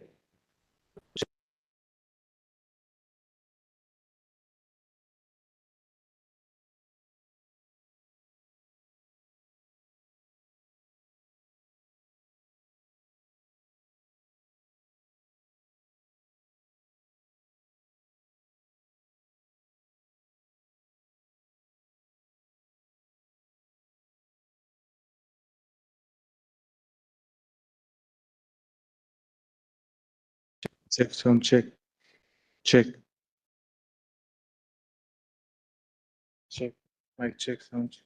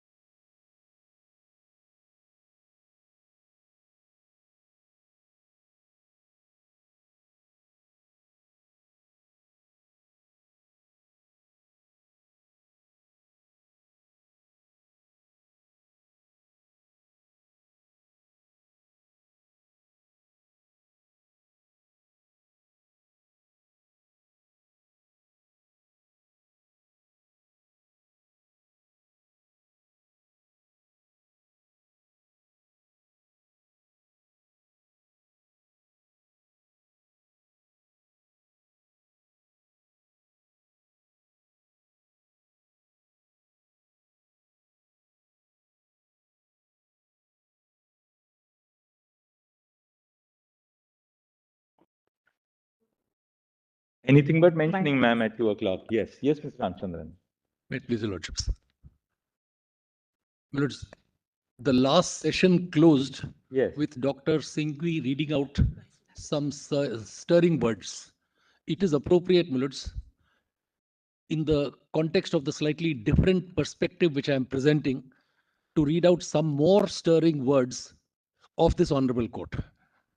Way back, my lords, in 1956, the iconic Justice Vivian Bose said, the Constitution also exists for the common man, for the poor and the humble, for those who have businesses at stake, for the butcher, the baker, and the candlestick maker. He said, yes. Then, my lords, in 1982, one Randhir Singh, a constable driver of the Delhi police, came before this honorable court asking for equal pay for equal work. And the first paragraph of another master, my lords, Justice Chinnappa Reddy, is stirring again. Because the judge says, true, he is the merest microbe in the mighty organism of the state, a little clog in a giant wheel. But the glory of our constitution is that it enables him to directly approach the highest court in the land for redress. It is a matter of no little pride and satisfaction to us that he has done so. That he has done. That he has done so. Then further, my lords, I won't read. And it is in this context that it's important for me to state who the two petitioners I am representing are. Petitioner number one Kajal, is a Dalit woman from the town of Muktsar in Punjab. And her partner, petitioner number 2, Bhavna, is an OBC from Bahadurgarh, Haryana. Bhavna works as an accountant in a company in Chandigarh, and Kajal works as an assistant in a bakery in Chandigarh. She is the baker whom Justice Vivian Bose had in mind. And therefore, the very presence of these two petitioners and similar petitioners like Ms. Grover's client should put paid bullets to the glib assumption made in the government's affidavit that they are urban elite. That statement, with respect, my lords, was careless, unnecessary, and with respect, insensitive, my lords.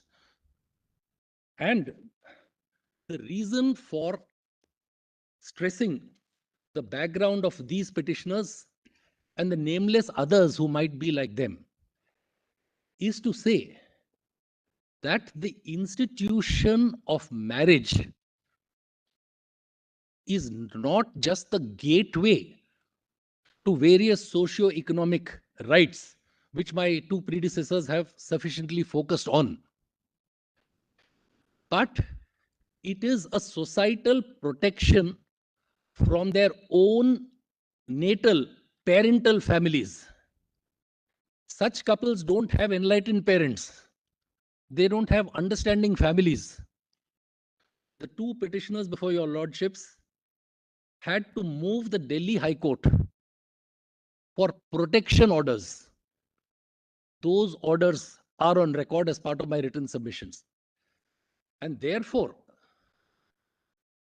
the point which I wish to emphasize is that the recognition of their marriage is an important protection to them. A societal recognition which protects them from society and from their own parental families in given cases. Now, having offered that overarching perspective, I am dealing with the matter under just 4 or 5 heads, which I'll quickly enumerate. One is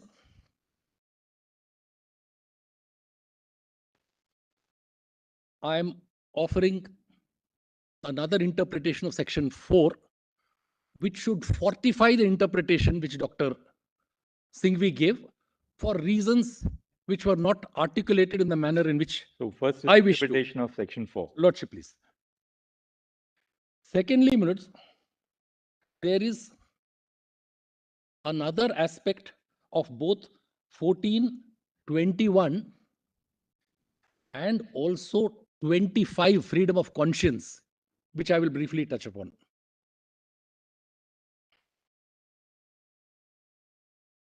Third, my lords, is the aspect of notice, where the submissions made will be fortified with reference to the historical background. A little background is necessary, which we have set out, and I'll just briefly draw attention to that as to how and in what context these notice provisions came into being and how they are so utterly out of place in today's context. And lastly, a point which I mentioned briefly in an intervention yesterday, for people like us, any judgment of this honorable court, assuming we succeed, will be incomplete unless, as we have prayed, a protocol is put into place on the lines of the Shakti Vahini protocol, which your lordships laid down in the case of heterosexual couples seeking protection from what was called Khap Panchayats. A similar protocol, milords, is imperative. So may I, milords, quickly proceed on these lines, milords. Kindly turn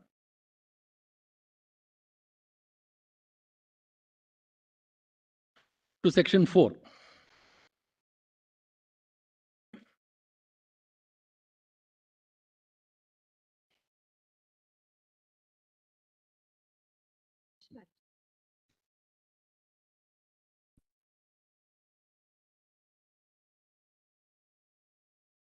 Yes, Manoj. Notwithstanding anything contained in any other law for the time being in force relating to the solemnization of marriages, a marriage between any two persons, so here persons, may be solemnized under this act if at the time of the marriage the following conditions are fulfilled, namely, neither party has a spouse living, neither party is incapable of giving valid consent, etc.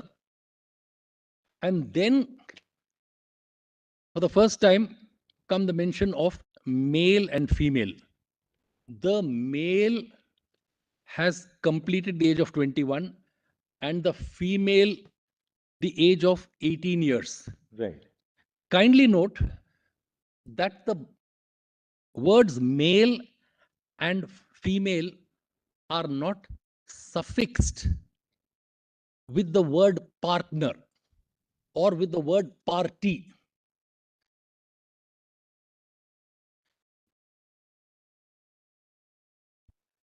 Therefore, without in any manner intending to contend that the kind of union which we are asking for recognition for was contemplated at this act, my endeavor is to point out that the language of this act enacted in 54 itself, without your lordships having to do violence to language, is capable of accommodating situations like ours, because if it is a male union,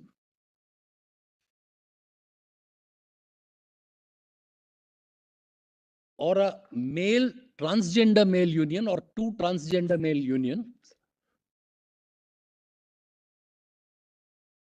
Come again, if it's a male union. Or a male transgender, or trans man, let's say, male trans man union, or a trans man union,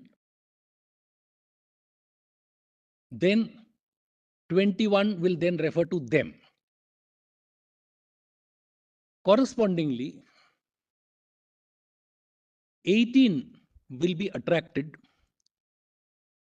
to a female a female trans woman, a trans woman, and that can also accommodate 1/4 category, which is transgender person.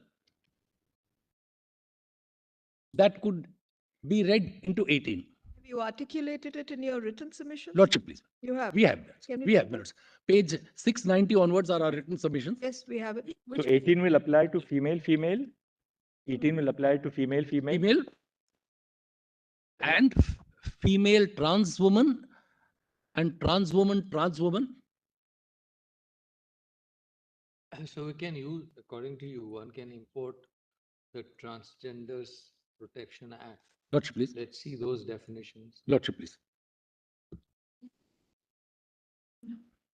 Trans man, trans woman. Yeah. Trans man, trans woman. You are talking of two categories. Lordship. Trans man and trans woman. Lordship. This approach, if adopted by this honorable court, will not be doing any manner But then of there could be certain categories left out. Lordship, please. Lordship, please, minutes. But a trans man could still broadly identify with male. That's a sacrifice, a descriptional sacrifice which person seeking the protection of this institution would also have to make. Right. There are people who may feel they don't want to be compelled to identify by a particular gender. But if you seek the protection of this institution under this act, that's an accommodation. They will have to come those few steps forward. What the lack of logic which will still remain will be the 18 and 21, which we will just have 2 minutes with respect swallow, for the reason that the very age differential which the law prescribes Is subject to a challenge. Lordship, please. It is subject to a challenge. It is rooted, milords, in the traditional perception, a patriarchal perception, where the male is the bread earner, the provider, must be old enough to earn, and the female is the child bearer, and she is fertile at 18. That is the archaic logic behind this age differential. That can't be. There's a bill which is being considered for equalizing the age. Lordship, please. Lordship, please. Lords. So for the moment, we'll learn to live with this lack of logic here, milords, as long as it can be accommodated, milords, within these 2 categories. Having made that submission, milords, may I proceed to the next, milords? Now, when it comes to Article 14, just one additional point in the context of what Justice Kohli had put to Dr. Singhvi yesterday. Justice Kohli's question was, is it a restriction or a lack of recognition? To which the respectful answer is, it is a lack of recognition, and that lack of recognition leads to the denial of the equal protection of laws within meaning of Article 14, and NALSA para 62, which is set out in my written submission, specifically deals with that. Therefore, the lack of protection is sufficient to create a situation of unconstitutionality, which can be avoided by reading by this act. an appropriate reading of this act. Then, minutes.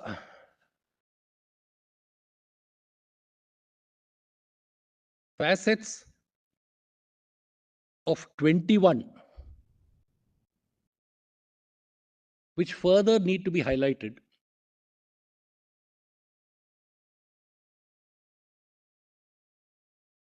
are 2.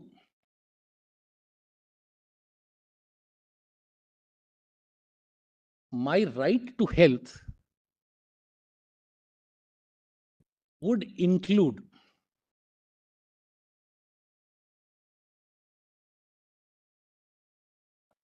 my right to have appropriate medical decisions taken for me by the person whom I love,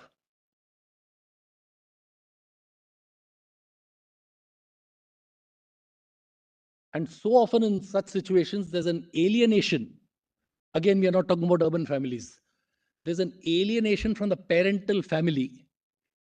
And so in such a case, in the event of sickness, the individual is left without a person who can take responsible medical decisions, who can sign the hospital consent form, the ICU form, whatever. No caregiver. Lordship, please, no No legal caregiver. no legal caregiver.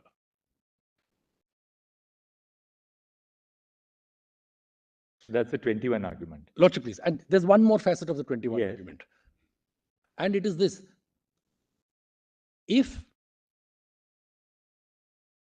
I am gay or lesbian or any of the other categories,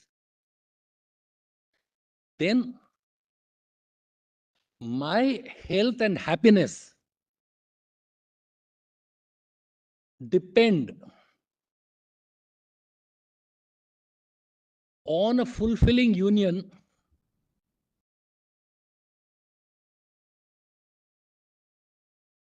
with a person of my choice.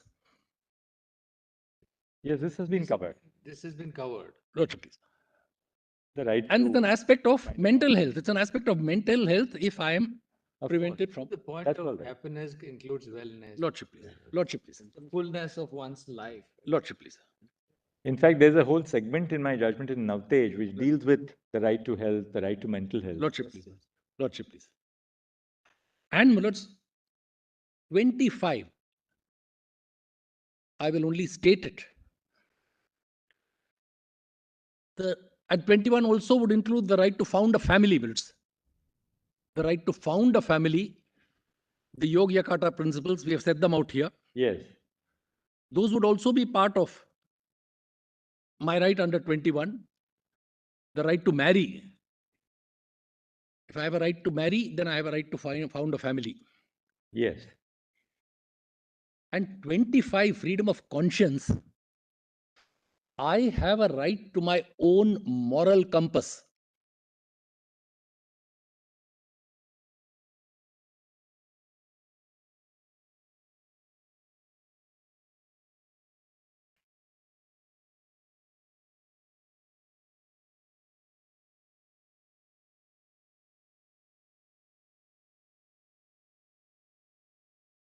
Having made these submissions, bullets, I will come to the main area where I need to take my lords in a little detail within the Aspect time of allotted. to me. notice. Aspect of notice.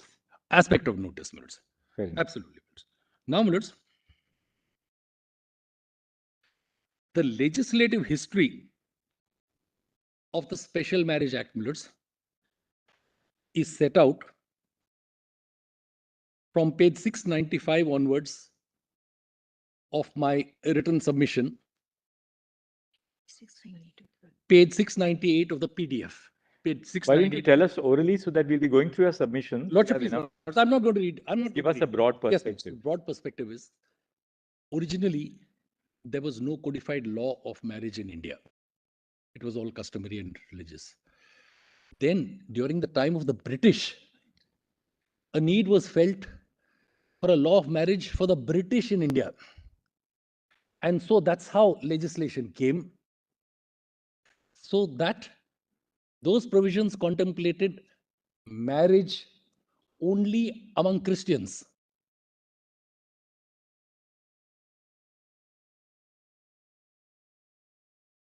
Yes. Then comes Keshav Chandra Sen and the Brahmo Samaj. And their demand for a secular law of marriage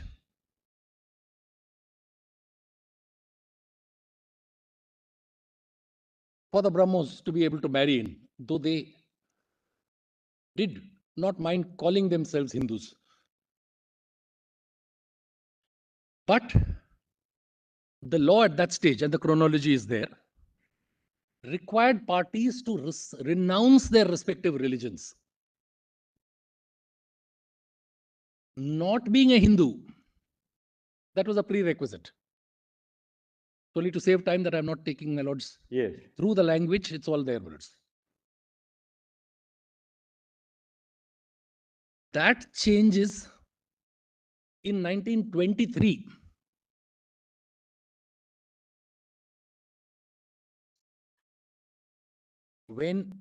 After which you are no longer required to renounce your religion. But there is a severance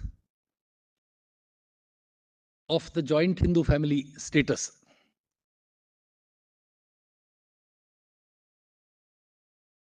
Which continues, that severance. The Special Marriage Act. In the Special Marriage Act in 54, and is ultimately undone in 1976. In 1976.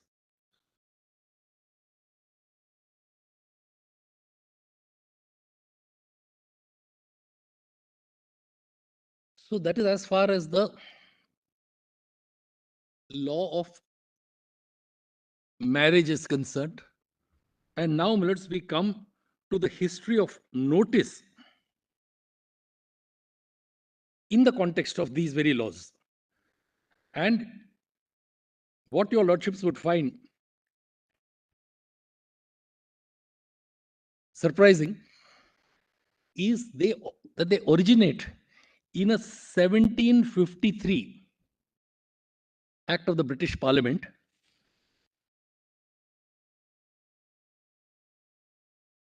whose name speaks for itself. It is an act for the better preventing of clandestine marriages. 1753. So then,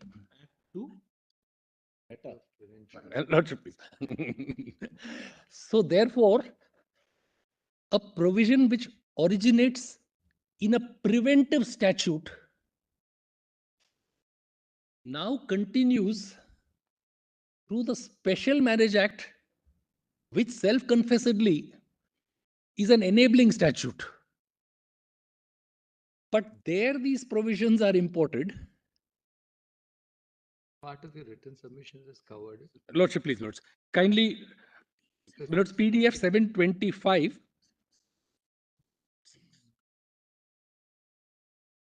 Then please come to. And Lords, at same page 726, Lords, para 98, there is a table which has been set out giving the history of the notice provisions. And this 30 days notice is the longest ever. If you go to 1753 Act, it was 3 Sundays. 3 Sundays. 3 Sundays. Because weddings were in church, maybe that was the significance of Sundays. Yeah. Now, so the effect is to defer your right to get married at the time when you desire to. I'm grateful, Mulot. And it can't be regarded as procedural because the impact is on your substantive right to get married at the time that you choose. I'm obliged, my Lord the Chief Justice has summed up my argument on this. My submission is that this notice requirement amounts to the requirement of giving a notice for exercise of a fundamental right. If my fundamental right to marry is read into 21, then I can't be asked to give notice of the exercise of my fundamental rights at a future date in the context of a notice regime which is designed by the sheer length. As my Lord the Chief Justice pertinently observed, Millards, a procedural notice is different. If you say 2 or 3 days notice, so that the registrar who's in some other town at least is performing other duties, keeps this day aside for registration of marriages. So that's a different kind of a notice from a 30-day notice,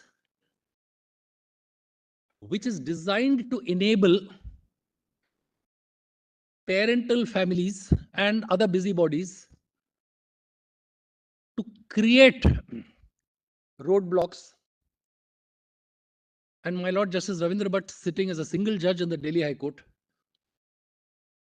had to deal with such a situation in a case whose reference I have given, where the enthusiastic marriage registrar not only sent the notice to the parent jurisdiction, because if you move out, you elope, let us say, just to use a loose word, you go and settle in another district, 30 days domicile there. If you register in the new domicile district, notice has to go to your old district, your permanent district. But the enthusiastic registrars also sent it to their addresses, to their families. So the judgment of the Delhi High Court to which I am making references, the obligation is only to paste a notice, put it up on your notice board, not to inform families.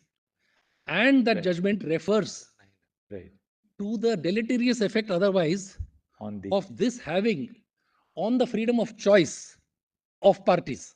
And if the purpose is to ensure that people do not enter into a marriage which will suffer from being void, then this is not the least this is not the least restrictive means which the proportionality test requires us to adopt. Lordship, please. To ensure that purpose. Lordship, please.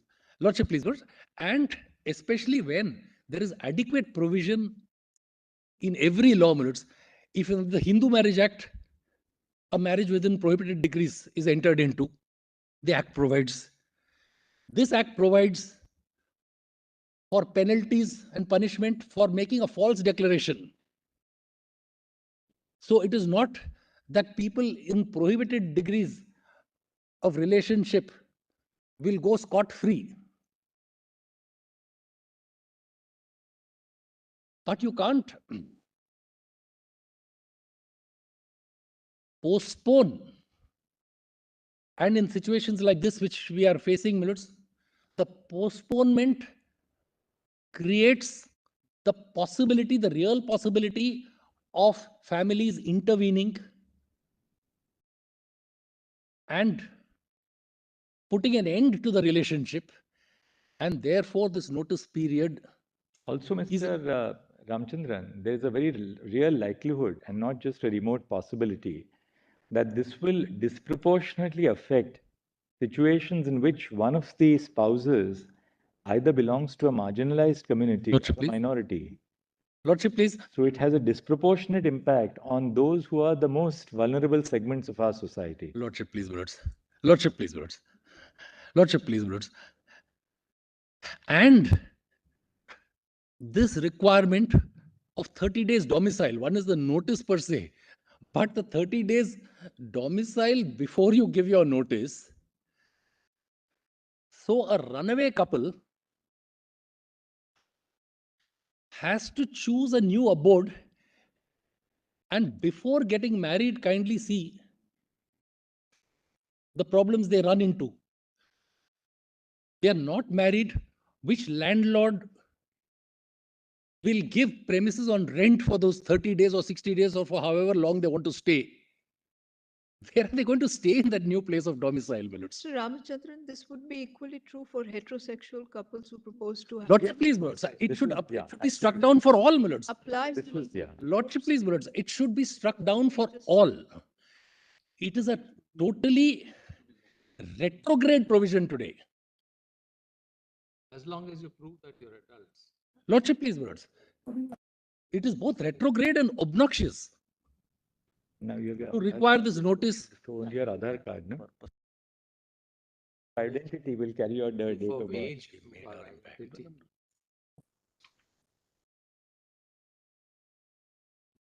And if I am correct in this submission, then what are the main provisions which need to go and what are the consequential provisions which need to go? I'm just setting out, just reading out those words. Main provision. 5 to 8 will be the main provisions.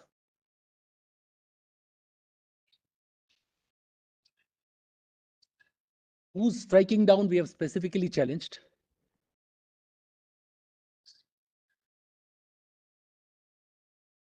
5 to 8. But the consequential 7 to 8 minutes. Yes.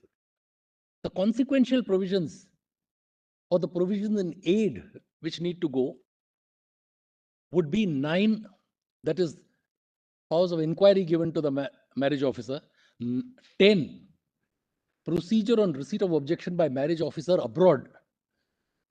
Then minutes 14, new notice when marriage not solemnized within 3 months. So for some reason you can't solemnize, and perhaps it's not solemnized because parents have kidnapped.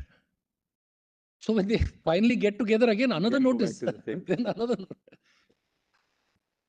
And minutes, finally, the provision which needs to go consequentially would be 46. 46 क्या है? You said 5 to 10, right? 5 to 8, then minutes 9, 10, 5 to 10. and then Penalty for 10. wrongful Yes, On minutes the 5 to marriage 10 officer. minutes. On the marriage officer. Yes, minutes. Lordship, please. I'm grateful. 40? Then 14 also I had mentioned minutes, but just as a note to 14, and then 46. The penalty. Yes, minutes. Penalty for wrongful action of the marriage officer. Because if this notice provision goes, one of the things he's penalized for is. All right. So we're not done with publishing the item notice. 3. Now, what is point number 4? Now, minutes. Point number 4 comes straight to my last point, which is the need for the protocol. So families, couples on the run from their parental families need protection of the state through the aegis of this court. Because on the same S. Rangarajan versus Jagjeevan Ram principle, which is taken by your lordships through various judgments, if the state has the duty to ensure protection of fundamental rights, then such a protocol is necessary. I respectfully commend to your lordships the Shakti Vahini protocol, where minutes in a parallel situation, only thing is the couples were heterosexuals. Those were community panchayats, Khap panchayats. And detailed directions have been given in para 55 onwards of the judgment of Shakti Vahini. I did not read out. Equally, we have to be careful that in the guise of the protocol, we do not empower these officers who come into possession of information Lordship, please. to To then leak. use informal methods of suborning the couple. That's Lordship, also one thing, a danger which we have to avoid. But there has to be a protocol to protect. Lordship, please. Protection is sought. Lordship, please. Yeah. That's right.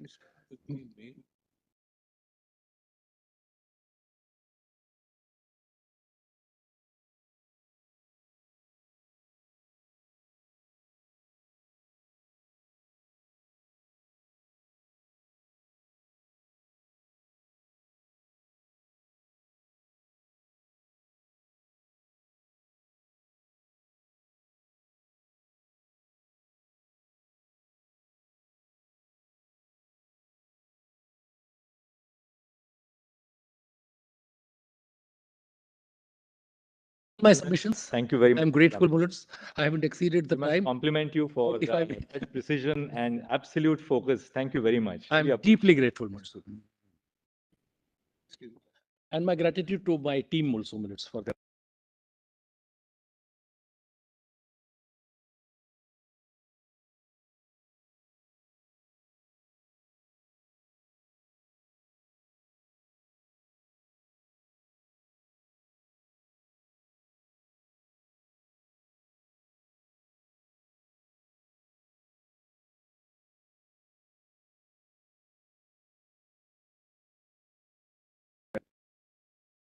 But I appear in transferred case 12 of 2023, Zainab Patel versus Union of India.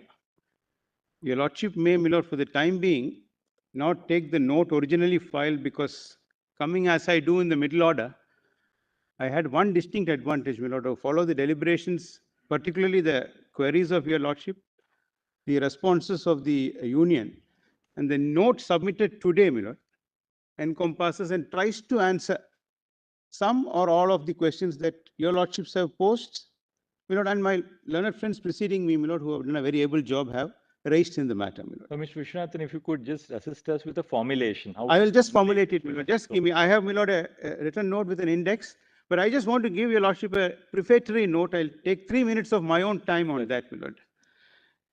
My lord, at the bottom of all these constitutional questions, which I have set out and answered, is the one plea of the petitioners before your lordships here.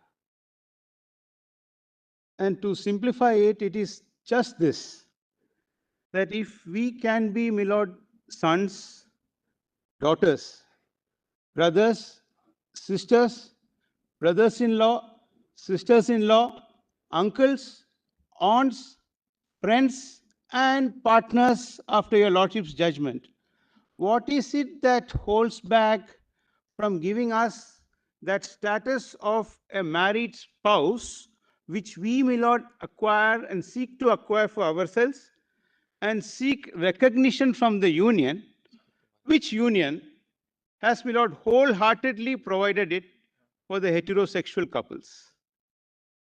The only answer is your sexual orientation, which is, my lord, beyond my control, and the fact that marriage as an institution, as they and the majority of the heterosexuals understand, does not comport with your practices, your requirements. Hence, we would not admit you to the institution of marriage and accord you the privileges which we wholeheartedly, willingly, by enacting a legislation, accorded, my lord, to heterosexual couples. Does that have constitutional sanction? The second answer they give is, by your very nature, you cannot procreate. If so, my lord, I have dealt with in my note, is procreation a valid defense for negating, my lord, the rights of recognition of marriage? And my lord, if we ponder deeply, which has been developed in the note, Thanks. which has been developed, my lord, procreation or inability, my lord, to procreate is no answer. None of the marriage statutes, my lord, prescribe any upper limit for marriage. Even today, people who are, my lord, beyond the age of, my lord, reproductive capacity, women beyond 45 who medically may be unsafe for pregnancy are allowed to marry. There is nothing obnoxious about it. People who have decided not to have children, who cannot have children, heterosexual couples, are allowed to marry. Well, these are well settled. So, my lord, procreation is no answer. Then, my lord, does it not bring back the arguments of the miscegenation statutes, my lord, of which I have made reference? Arguments are very similar. The judgments before Loving versus Virginia, the holdings are very similar, my lord. Even the trial court holding in Loving was on the basis that it doesn't accord with our religious beliefs and the common notions of marriage. So we won't permit you to marry. But Loving said no. Because, my lord, it said you cannot understand marriage with any traditional notion that you may have. The other fallacy in the argument, my lord, is again relatable to a historical fact. My lord, these are moments in history, my lord, which we are passing. Similar instances have happened before. All that the union is saying is, everything else is fine. All other relationships are fine. You are almost equal, but you are separate. This is exactly, my lord, what was the stand in Plessy versus Ferguson. Exactly. I have placed passages from Plessy, except that there it was separate but equal when they segregated the classes. Here it is separate but almost equal, but separate. Don't come into the institution of marriage. We will see, my lord, the arguments of the state in Plessy very briefly and the holdings in Plessy. And we will also pay a tribute to Justice Harlan, who dissented in 1895, which got, my lord, reinforced in Brown, Brown ultimately. Board of Education, and also, my lord, in Loving versus Virginia on the miscegenation aspect, my lord, as to how these very arguments advance with great fervor. That look, this doesn't accord with my belief that it has to be a certain order because it has gone on for centuries. So in that sense, my lord, this is a moment of history which your lordships, my lord, are passing through, which we are passing through, my lord. And my lord, what your lordships are going to lay down is going to have, my lord, an important repercussions for the future. Then the further question, my lord, which has been considerably debated, which has been addressed is, do we look at it from the prism of the statute, or do we start with the prism of fundamental rights, my lord?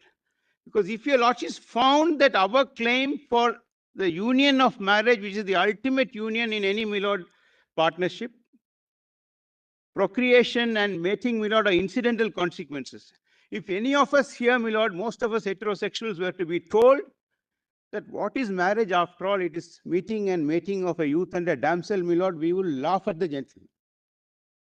It is certainly not that. It may be an incidental part of it. But there are much greater things in a marriage. There is, my lord, coming together of two souls. It is even addressed as, my lord, my lord, an institution which addresses the ego of the individual, where there is understanding. It helps in developing the human personality, a happy marriage. So, my lord, to be told that, my lord, it has to be looked at from the procreation perspective is completely fallacious. Special Marriage Act, my lord, is a secular law. Bommai has reiterated that before the 42nd Amendment, secularism was implicit in the Constitution. If a law like the Special Marriage Act were not to be enacted, my lord, imagine a scenario. Your lordship would have found it a positive obligation in commanding the state to enact it, just as they would not be able to repeal it today, my lord. Assume a state, my lord, to cut the notes wants to spite the face. So, my lord, we need to look at it from the constitutional perspective. The acts will have to be tailored. If there is a right, my lord, which is a fundamental right, it may fit into the statute as it now stands. It may have to be, as Fowrie said, to be tailored, to be brought in line. Your lordship may give directives. Let us not forget, my lord, we have challenged the validity of the act. It is in the process of saving the act that your lordship are resorting to these devices. The consequence would be that the act would be struck down and they would be asked to legislate, because it will be a positive obligation in a secular country like ours that you can't leave marriage between people who don't want to go the religious route to be unregulated. There is to be streamlined.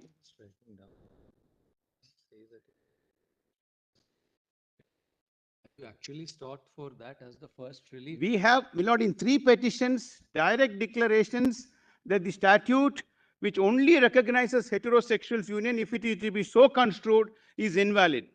My petition seeks a declaration. Honestly, an amendment was drafted, but Zainab is not well to execute that affidavit. But, my lord, that is taken care of in Ms. Grover's petition and 2 other petitions. So, in the exercise of trying to save the statute, any guideline your lordship gives, it's far different, my lord, from saying that court is being asked to legislate. Court is making an effort to save the statute in this process, my lord. So, it will not be a legislative exercise, nor can we be told that these are measures which you have to await for Parliament to enact. The century has told us, my lord, that we have no admission to the institution of marriage. We have now come to the sentinel on the Kavi for the same relief. And we are founding it on constitutional grounds.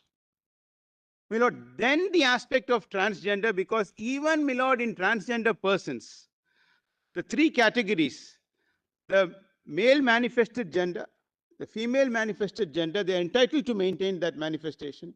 And, my lord, the trans person who doesn't manifest any gender, third gender, are inter se, my lord. Between them, a male to a male is entitled to marry, a female to a female is entitled to marry, a trans person and a trans person is entitled to marry. NALSA, my lord, expressly guarantees a right to marry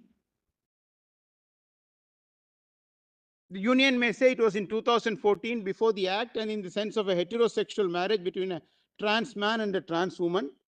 But today, my lord, this issue and the transgender case also, my lord, involves, when you say that you are as good as any other citizen and we don't discriminate, this aspect can't be held back only because of an aspect which is nothing attributable to my fault. It is an aspect of nature. Just as you have right-handers, you have left-handers too.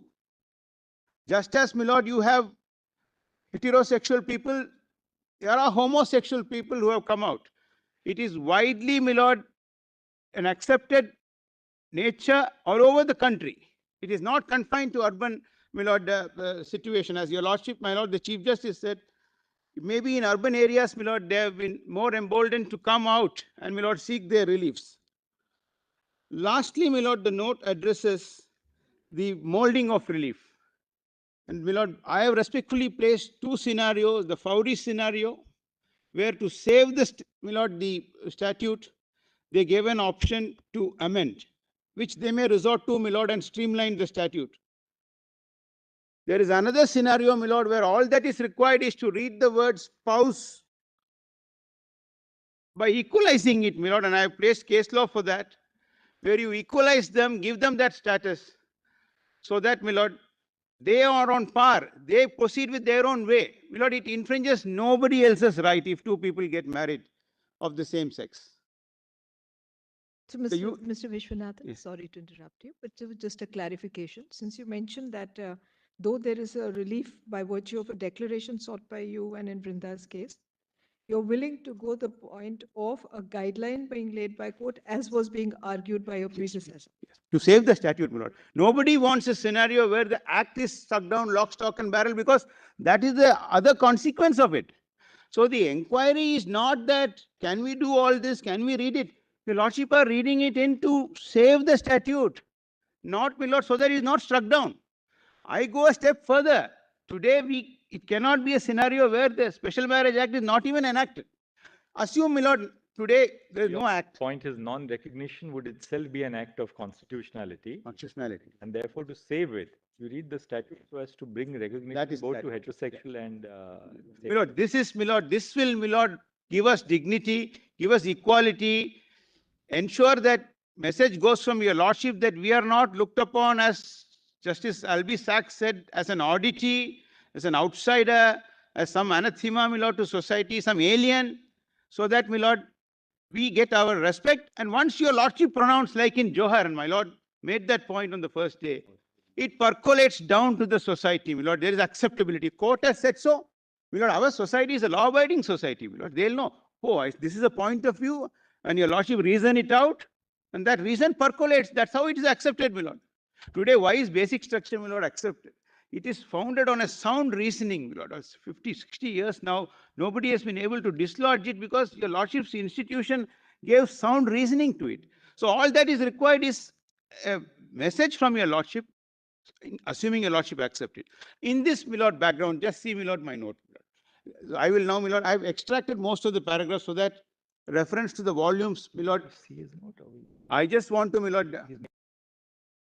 Then I think you've covered it very comprehensively in what you said. You were I just you were furiously typing away when you were arguing. So I think I just want to, my lord, since something has been put down, use the time that your lordship gave. My lord, when there was a grim scenario when your lordship debated the time, I wanted to mention, your lordship recollects the 4th book of David Panic. Yes. I have to move my car. It came this way. The US judge asked the lawyer, how long are you going to take? He said, don't worry, you're not. I have to move my car because in US, after 20 minutes, he'll be charged for parking. Now, the only reason I didn't say that was, your lordship should not now charge us for parking. That will be a way, my lord, where we cut down our time. Thanks for the idea. Someone else pays. Someone else pays for it. But my lord, the book is titled A Collection of Articles published by Dr. David Panic in The Guardian. Is collected in beautifully written short pieces. I had to move my car. Who moved my car? The judges. The earlier one was judges. Judges, my lord. Judges and advocates. My car is a beautiful. Very, very, my lord, a delightful read. He speaks about a tourist guide. Tempted to me, you know. speaks about a tourist guy walking past his office.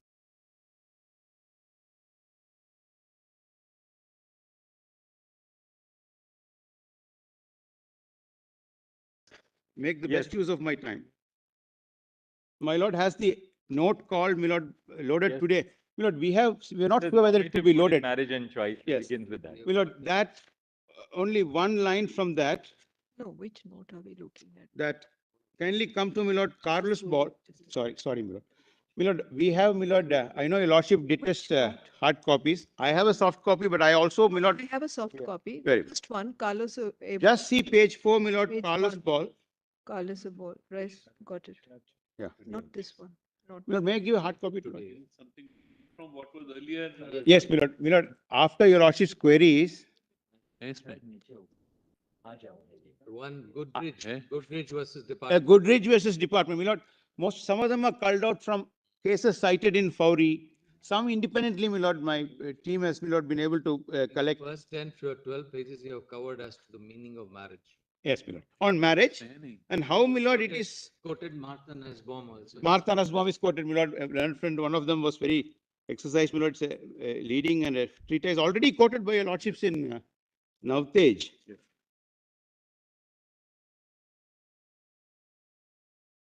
I will, my lord, very selectively read so that my learned friends are not hard pressed for their time. But I'll make the use of my time. Yes, my lord. This is after volume 4. This is compiled. Yeah. One second.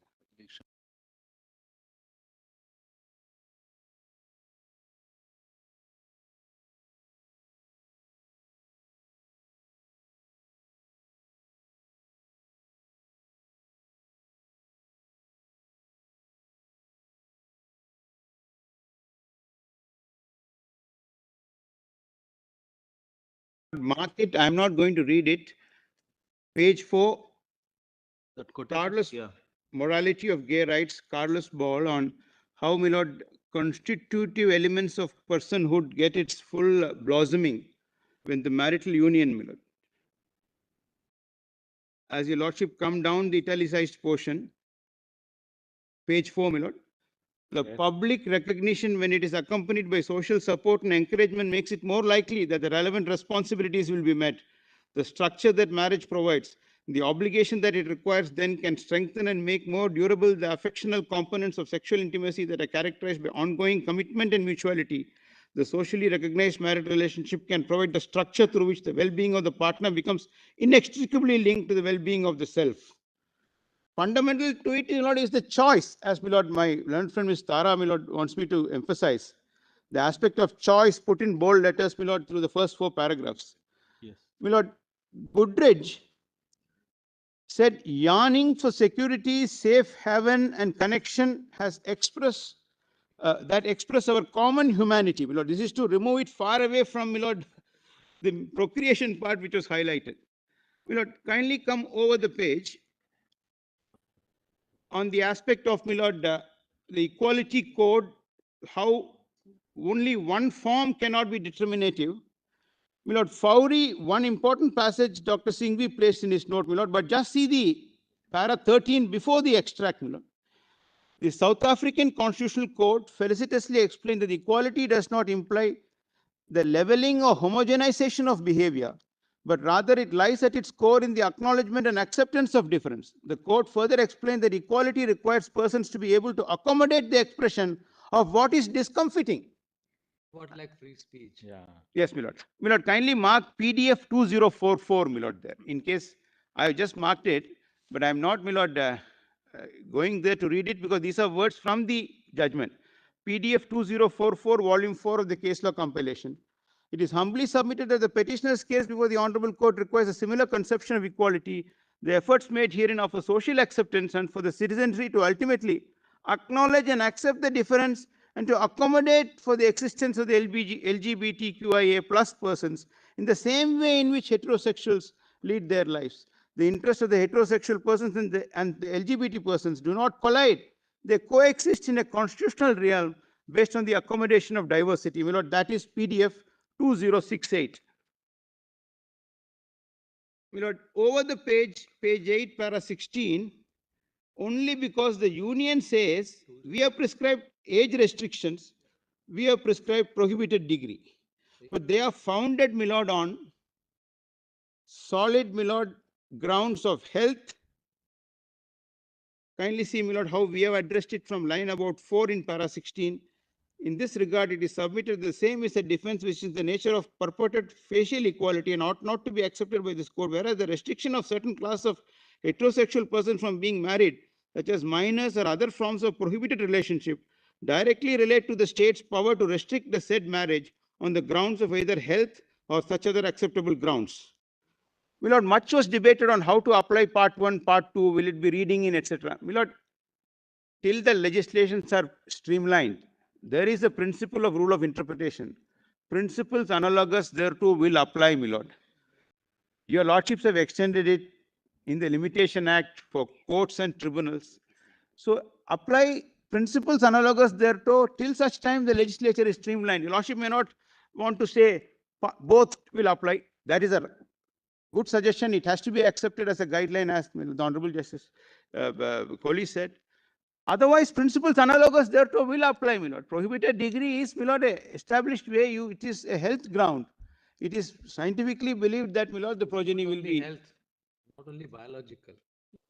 not only biological. Prohibited degrees goes beyond biological. Yes, yes, my lord. There is an element of social and state prohibition. But they are justifiable, may not apply across the board. I am only saying how to apply it to this spouse category, which your lordship will now add in. Principles analogous thereto, my lord. Nobody can say that that can't be extended. My lord, I have dealt with procreation and childbearing, but I have explained it to my lord. Till today, no upper age limit on marriage. Kindly see, my lord, how the first of the judgments in South Africa, the National Coalition for Gay and Lesbian Equality, my lord, put it. Immigration was denied to, my lord, same-sex partners. Fowry came in 2005. Just I'll read page 11. One second, Anuj. From a legal and constitutional point of view, procreative potential is not a defining character. Adoption denied to same-sex couples who were recognized by law. Yes. Fowry was. Fowry, my lord, was a same-sex marriage. Same-sex marriage was recognized by law.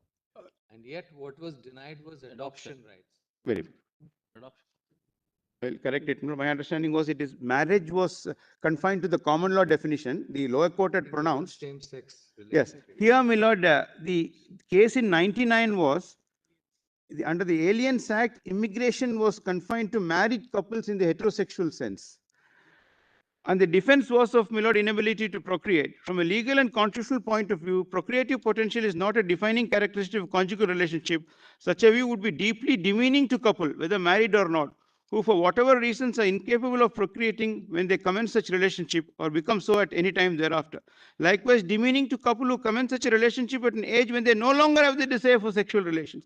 It is demeaning to adoptive parents to suggest that their family is any less a family, any less entitled to respect and concern than a family with procreated children. I would even hold it to be demeaning of a couple who voluntarily decide not to have children or sexual relation with one another.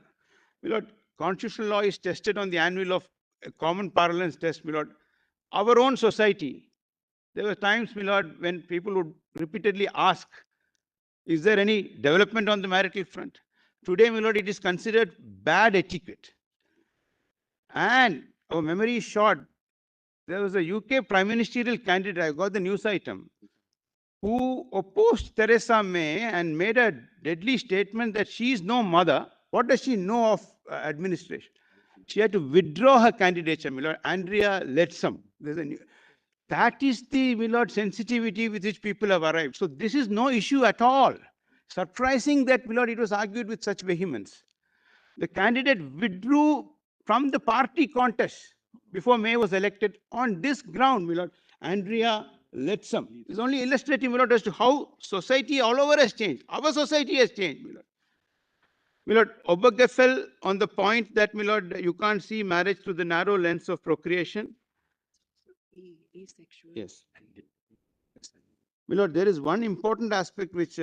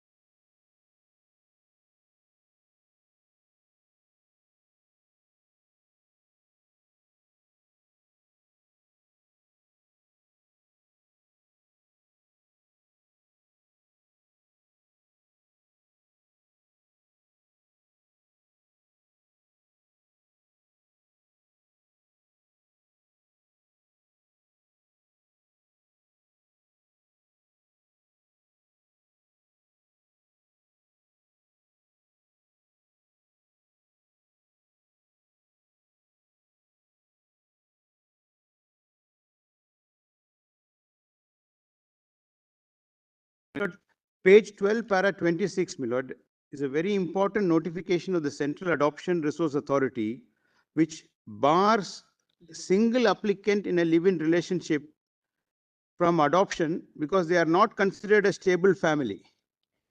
So, my lord, it is all the more why, my lord, marriage ought to be permitted.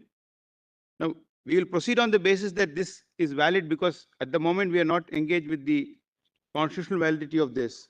But if this is the view of the union, my lord, it only, my lord, comports with our theory that permit us to marry because then marriage will lend that stability for children to be, my lord, brought up. My lord, Indian Psychiatry Association, similar directions in Navtej was there. We are relying on similar directions, my lord.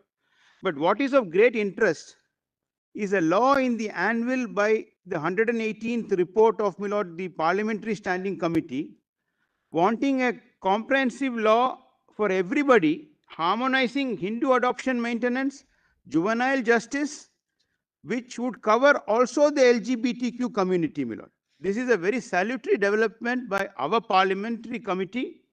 And, my lord, this itself shows that, my lord, adoption is a means of rearing children, even in our country. And the only country, my lord, which collected an empirical data in a court case, which we could locate, was a Hawaiian case, my lord, where on remand from the Supreme Court of Hawaii, they took empirical data and evidence to show and concluded that there is no evidence to show that gay, lesbian, and same-sex couple do not provide children, my lord, the safety, security, and the upbringing they require. My lord, long back in our country, the law was all that is required is the welfare of the child, my lord. If I recollect, it was Annie Besant versus Krishnamurti. If that is applied, my lord, it doesn't matter whether it's a heterosexual couple or a homosexual couple. And all these findings, my lord, based on evidence that they are as well suited as heterosexual couple to bring up children, my lord. So to say, my lord. And Mr. Vishwanathan, what happens when there is a heterosexual couple and when the child sees domestic violence? Will that child grow up in a normal atmosphere? Yes. Of a father becoming an alcoholic, coming home and thrashing the mother every night Precisely, my lord. and asking for money for alcohol. I mean, this is so much for heterosexual. There are no absolutes, as I said, even at the risk of getting trolled. But Lord, but now this has become the name of the game for judges to confront. Answers to what we say in the court are in the trolls, not in the court, you know. my lord, think of one more step, my lord. If this is accepted procreation, what if Parliament says that I give only life interest to, my lord, LGBTQ and let it revert to the others because anyway you are not going to have children. We will now revert it will escheat to government. So we'll keep it in the family by giving you life interest and revert it because you can't procreate. Give ideas. No, my lord, I'm saying the consequence, disastrous consequence of this argument. They are entitled to their security, they are living, they can pass it on to their children, they can will it away. My lord, if this argument is taken to its logical end, you don't procreate, you don't vote, because you're saying for the future generation, because you can't procreate. Then by that token, a law can be made to say that if there is a couple who are 50 years old, they don't have children, they won't have a right to vote. I mean, see, these kind of possibilities are extremes. I mean, we have to keep it within the realms of probability. Let us not, as rhetoric flourish, maybe you can. But my lord, it will lead to that. Well, tomorrow, if your lordship's imprimatur is obtained, my lord, I'm only saying in the hypothetical scenario, how do we stop this, my lord? Same judgments will be cited. So, and my lord, this couple who are beyond the age, my lord, of producing children, that there is no embargo on marriage has been used as an illustration. And your lordship notice, my lord, I repeat the point, no upper age limit. 18 and 21 are the minimum age limits. Sorry. Law which prohibits, like it had happened in other country, if it prohibits position will be before the court to be struck So down. eugenics. Therefore, it is not the other way. You see, Mr. Vishwanathan, we have looked at societies, we have seen history. Eugenics has been practiced in Germany, in US, my lord. The US as well. That Buck versus Bell. So my lord, therefore, see, we have to see within the fabric of our democratic setup and our plural society, whether these are within the realms of possibility. When you make this argument, my lord, I have, if Chief Justice Holmes Could say one could say generation of three imbeciles is generation of enough. imbeciles are enough and uphold sterilization, my lord, Holmes. And looking at a different age. my lord, When, and the reality, at that age, after Plessy, my lord, that and was an age which lived with Plessy. So we can't just, tar everyone in one, this. my lord, black or and white. and the You had Dred Scott because it was my lord, and there is a, sorry, my lord was. No, no, I'm not saying that.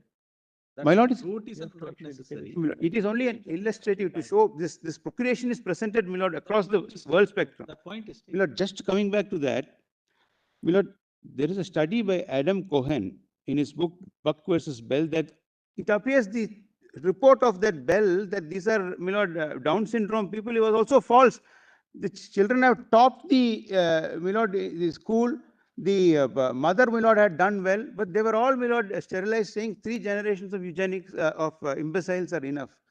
My lord rightly mentioned, my lord. So this is actually the eugenic scenario, but I understand. But I'm saying, my lord, procreation cannot be placed at that pedestal, my lord, that as if the entire institution is for, my lord, procreation. It is in that context, my lord.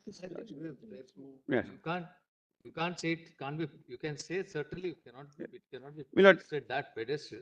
my lord, I'll take it. I'll only put it this much that gay, lesbian, LGBTQ parents are as much qualified to, my lord, rear children, adopt and rear children, my lord, as bring up children, as much as, my lord, the heterosexual parents are. You know, the next point has already been put it in this way that, same-sex couples seek the same benefits of marriage, save except for procreation. Yes. And there are a whole range of benefits which cohabitation and marriage provides, which same-sex couples assert for themselves. Denied. Family pension, my lord, is an important aspect. I think the word Mr. Ramachandran put it, it's a gateway. Gateway. It's a gateway. It opens up so many possibilities. Very good. So many That's the rights, correct so way to many look at it. entitlements, those which you can enjoy. And those which, of course, you cannot be part of, you don't. That's correct. You take it as it is. But the choice, my lord, should be given. That's what my lord is. The choice should be available. It's up to me to enter, not enter, exit. Just as in the case of heterosexual couples now, with the spread of education, the pressures of, of the modern age, increasingly couples are either childless or single-child couples. And therefore, you see even populous countries like China now really losing out on the demographic dividend as populations are increasingly becoming elderly. Why? Because the young who are highly educated do not want to have more children. But that's a matter of choice. That's a matter of choice. Heterosexual marriages doesn't depend upon children. Correct, my lord. Correct. That's as simple as that. Vishwanathan, this notion, that it's only, the very highly educated or the elitist who want a reduced number of children. You have to only talk to people who work for you in cities like in our city. You talk to people who are close to you and find that, most of them say that we want to have one child. My chauffeur has a daughter. A prominent constitutional lawyer. A daughter. So this is now becoming there is It is on there's a record. certain degree of awareness, also a feeling that, well, people are moving away from this notion that, well, you must have a boy. That's the spread of education, the impact of education, that you may have just a single child, that you may have a... It's on record that a prominent constitutional lawyer, my lord, and his wife decided not to have children so that they could dedicate themselves to their, my lord, activities and practice society. My lord, sir.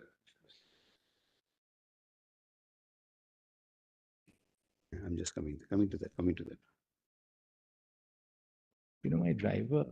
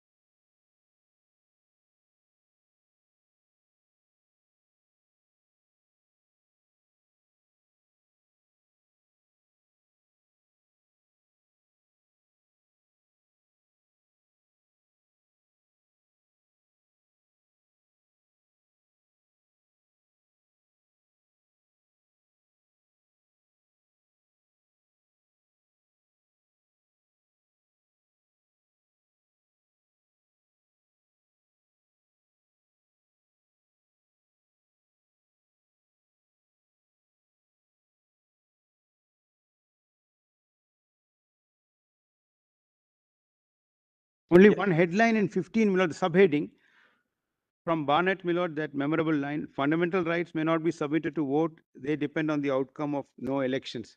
And more felicitously put by my lord Baba Sahib at page 16 bottom, in the context of the Hindu law code, my lord, that I am not, kindly see the last 4 lines of the quotation. I have not the slightest doubt in my mind that the provisions of this bill are in perfect consonance with the conscience of the community. And I therefore no hesitation in putting forth this measure, although it may be a matter of fact that a large majority of our countrymen do not accept it. And my lord, history is recorded that there were several dignitaries who had objection to it. Legal opinions had to be taken. Mr. Satalwat gave an opinion, Lady Krishna Mayer gave an opinion about, my lord, signing the bill. I have read somewhere that Babu Rajendra Prasad had reservations on some parts of the bill. Some part.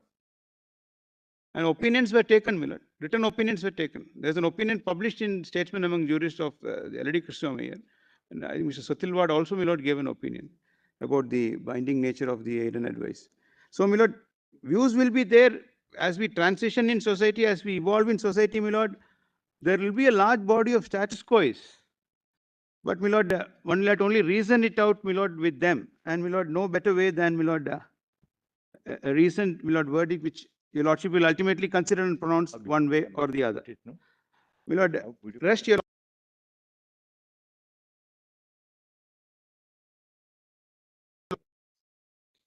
The first bill. It's the Hindu code. Yeah. 54 was the first one, my lord. There is a 54. subsequent one also. Look at it. It was the first attempt to break down barriers. Right. In the endogamous society, even among Hindus. Hindus. Apart from that, it gave, of course, a long title, enabling it's a platform for interfaith marriage. Absolutely. My lord, women got property rights in the sense of self-acquired. First tripital in section 6 on the death of my lord, the Kopasnari. Kopasnari came 2005 all over India. Tamil Nadu introduced it, my lord, in 89. But Karnataka, Maharashtra. But, my lord, kindly see, my lord, given property rights. Except that there has to be a death and then notional partition and a first tripital at that stage. Now they are parts of the Kopasnari. And when 23 was deleted in the 2005 Act, of course, we argue, my lord, under the cab rank rule. I argued saying it can't apply to pending suits. Your lordship rejected it in Gokul versus, my lord, Geeta versus Shekhar. These are statutory interventions. Interventions. Your lordship said no. 23, which said for a dwelling house partition, a female must tag along a male relative, is per se, my lord, discriminatory. Merely because it was deleted in 2005, I will not say it has no application to pending suits. You may argue that suits crystallized, law crystallized on the date of the suit. My lord, your lordship could skip this portion, my lord, and quickly go over to, my lord, the 18. I am not going to read the 3 pages, my lord, it's carrying coal to Newcastle. My lord, 18. 18 Roman 5, my lord. And I, my lord, find a lot of reverberations in the ratio in the miscegenation, my lord, law. To say that heterosexual marriages are the norm and are foundational to existence of the state rings a similarity to the theoretical underpinnings of the miscegenation statutes, my lord. Just see, my lord, Gibson, which preceded Loving, my lord. Gibson followed Philadelphia Westchester. Just permit me to read 5 lines, the underlined ones, my lord, to see the similarity, my lord, because these are moments in history which have already passed through, my lord. The question is one of difference, not of superiority or inferiority.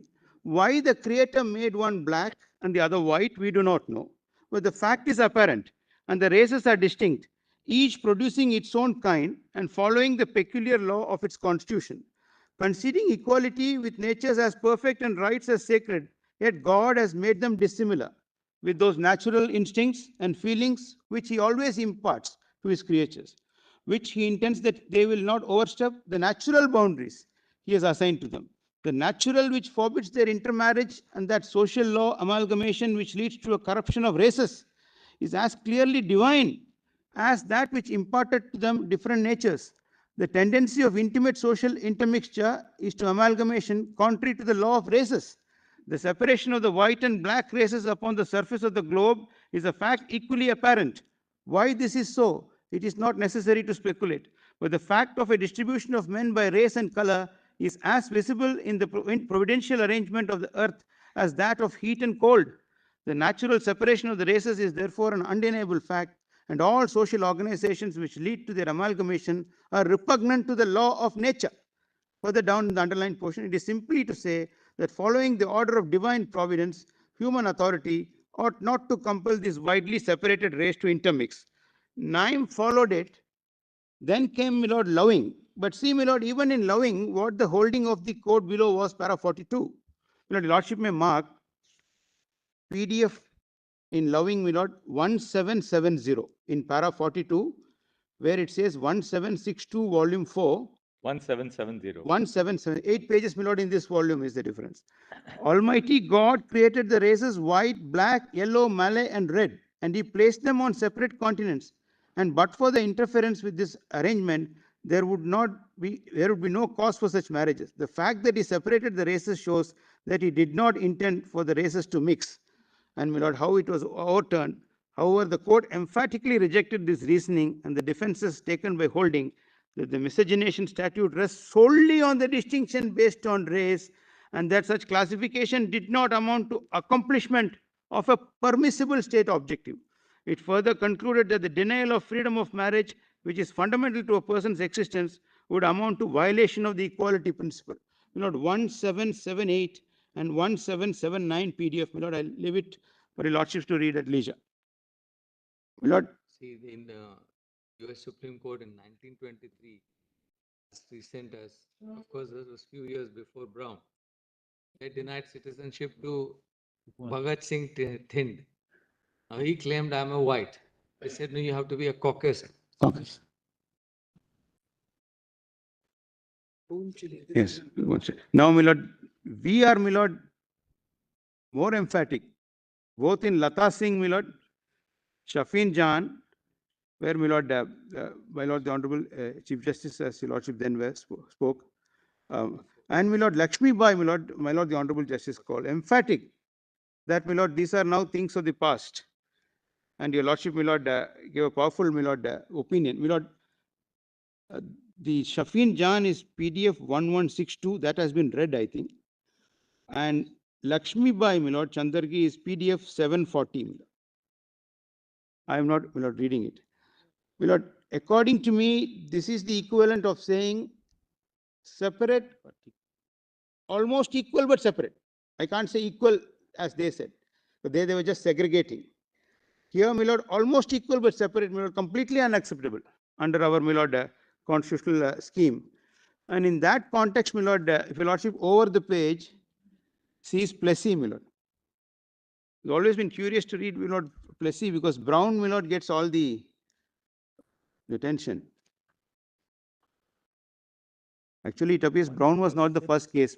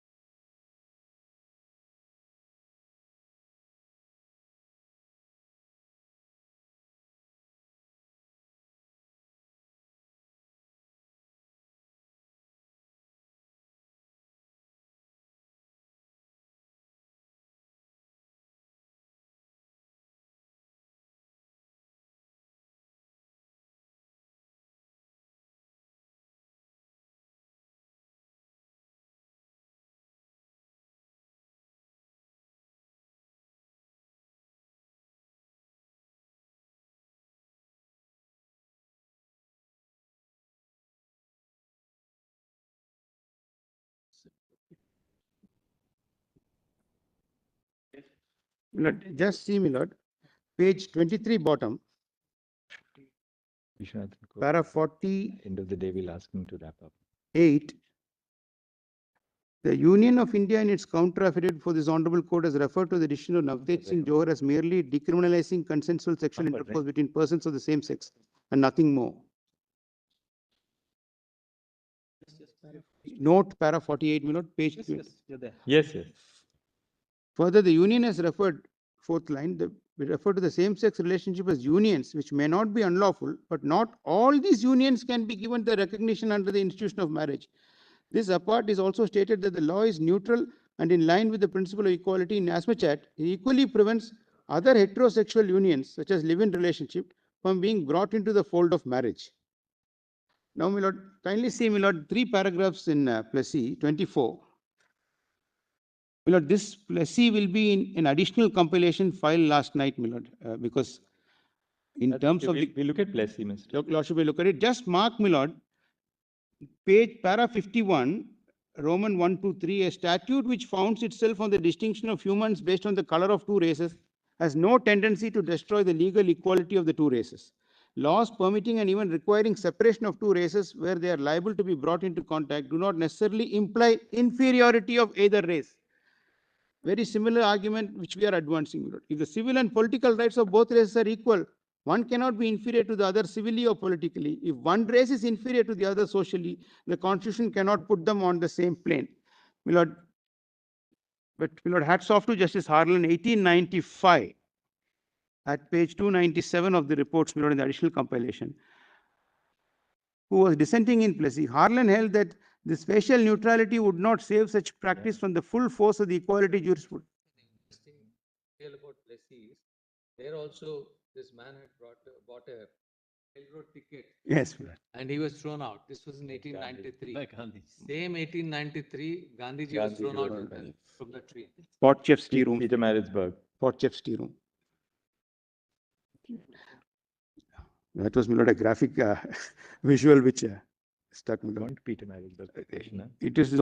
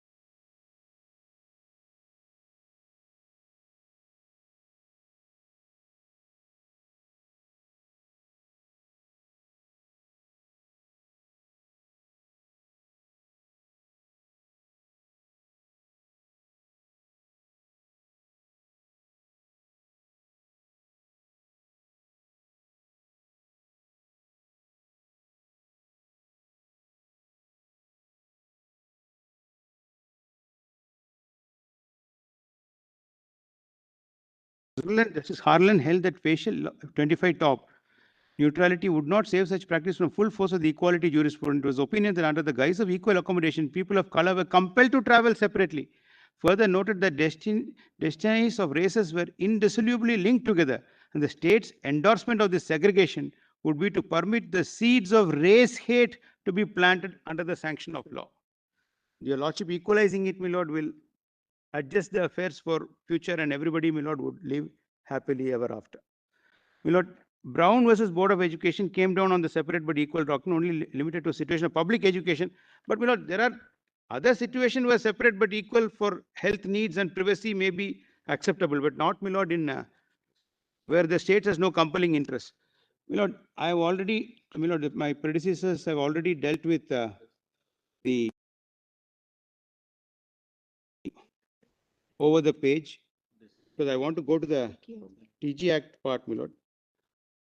discrimination, education, removal of discrimination, government to formulate welfare measures, non-discrimination, right? Let's go now to the Transgender Act. I think Yes, let's go. transgender, my lord, page 29, my lord. Yeah. I am leaving the portion on, from disgust to humanity, my lord. No, that's very beautifully put actually in Yeah, Matha. you'll have to read it later. We'll read it. I already scanned it. Lordship, when I- read it, when you were Lord. out. My lord, page 29, my lord, as far as the transgenders are concerned, I want to make it very clear, my lord, all three categories there, my lord, the male manifested, the, my lord, female, and my lord, the undefined, my lord, the third gender, would seek your lordship's indulgence in permitting them to have marriage between, my lord, the categories. That is male for male, female for female, and trans for trans, my lord, because that part is similar here also. Nalsa judgment, my lord, passages of which I have given at page 33 bottom, my lord, because a large number of relevant passages, because it's a long judgment. Just go to 33, my lord, and mark this footnote so that your lordship may not have to go to any other paragraph. Para 33 or page? 33 footnote 8, my lord.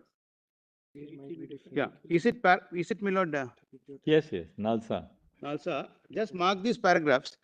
Recognizes right to marry.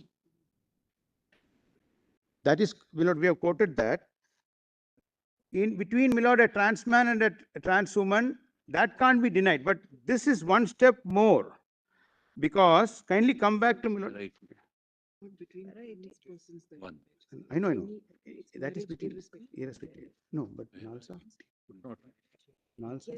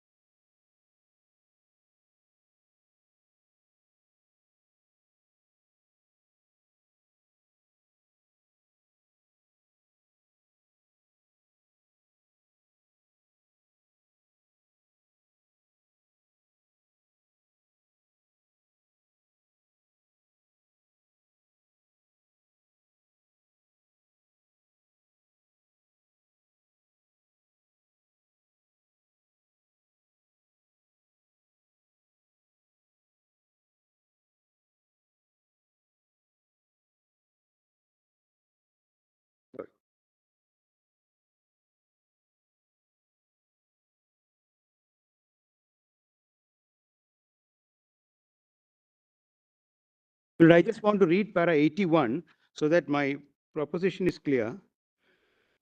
What Nalsa said was, in quotation, which is also para 81, Article 14, 15, 16, 19, and 21 above discussed would indicate do not exclude hijras, transgenders from their ambit.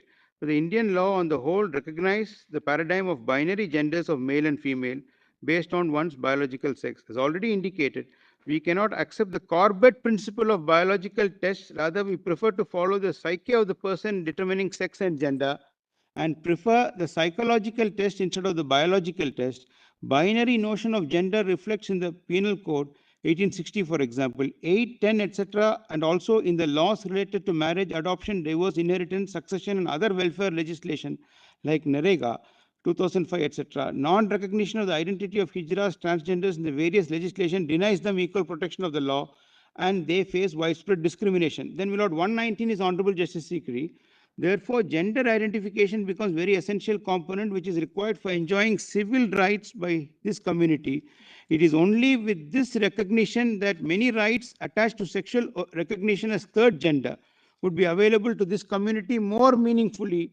Right to vote, right to own property, right to marry, right to claim a formal identity through a passport and a ration card, driver's license, right to education, employment, health, and so on. The 2019 Act, my lord, recognizes right not to be discriminated, recognizes, my lord, in section 4, the right to manifest any gender. In, my lord, section 5 and 6, to be recognized as, my lord, a third gender person.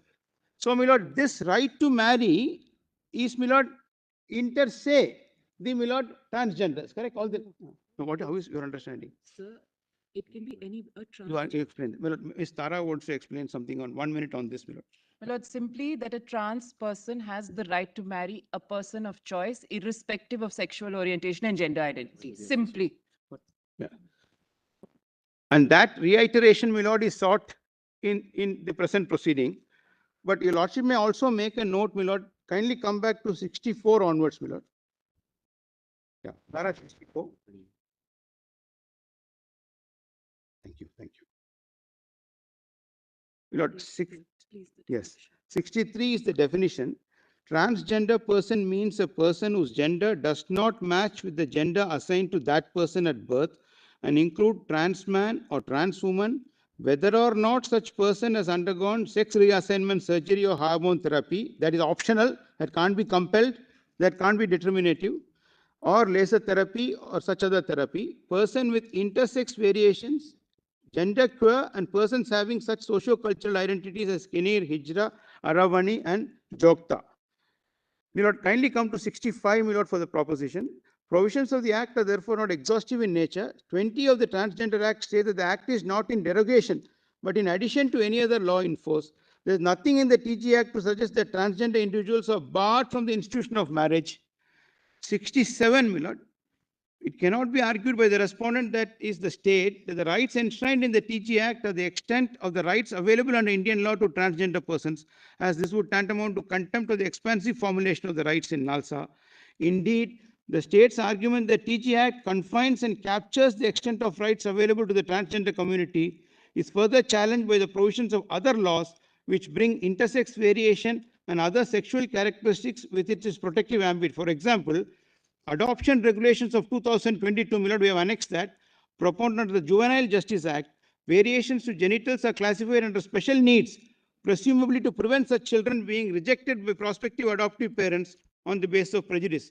It will be a logical fallacy to argue that those children with variations of sexual characteristics are entitled to the love and care of the family. The same child as an adult be barred from adopting, fostering, or birthing a child within the framework of a stable marital union and giving it necessary care and protection. 70, my lord, this is how the biological men, biological women came in the pleadings. Respectfully submitted, the institution of marriage cannot be prerogative of biological men and biological women alone.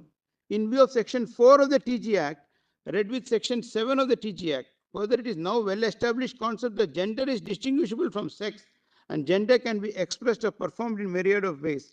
When the legislation itself provides for self-perceived gender identity, the state may be stopped from relying on an outmoded formulation of gender based on the presence of certain secondary sexual characteristics. 2C of the Act defines family as a group of people related by blood or marriage or by adoption made in accordance with law. Traditionally, members of the trans community have found love and acceptance from found families or families of choice. Now, Mr. Vishwanath, last 2 minutes before you conclude, tell us on reliefs. Relief, Just kindly formulate come, now, that's it. Kindly come to my lord. I have written it down, my lord. Kindly come to 39, para 92, my lord. Just tell us what's your My lord, on relief. since it is a challenge to the validity, and if your lordships find that exclusion of, my lord, couple other than heterosexual couple from the recognition of the status and Will make it invalid. marriage would make the provision invalid. The only way to save it would be, my lord, to equalize it. And that equalizing principle, my lord, is a device your lordships have adopted in our courts. Kindly see, my lord, the two case laws cited, page para 97 and 98. Vishnu Das Hundumal versus State of MP, followed, my lord, in, I will read para 98. With respect to the concept of reading into the statute, respectfully submitted that the same is now well recognized in our Indian jurisprudence, adopted by the sort in various instances. One such recent decision is Association of Old Settlers of Sikkim. My lord, kindly mark, my lord, para 44 at page 335 of Honorable Justice M.R. Shah, and my lord, para 147, 148, 150 of Justice Nagaratna, Honorable Justice Nagaratna at page 378, held that exclusion of old Indian settlers who were permanently settled in Sikkim prior to merger of Sikkim with India on 26/4/75 from the definition of Sikkimese in section 1026 AAA of the Income Tax Act, violative of Article 14. Upon holding the exclusion as unconstitutional, it was ordered that all old Indian settlers were entitled to exemption benefits provided under the said provision in order to sustain the constitutionality of the said provision. So, my lord, Indian settlers who did not give up citizenship were not entered in the Sikkim register. Income Tax Act said all those in the Sikkim register are exempted from income tax.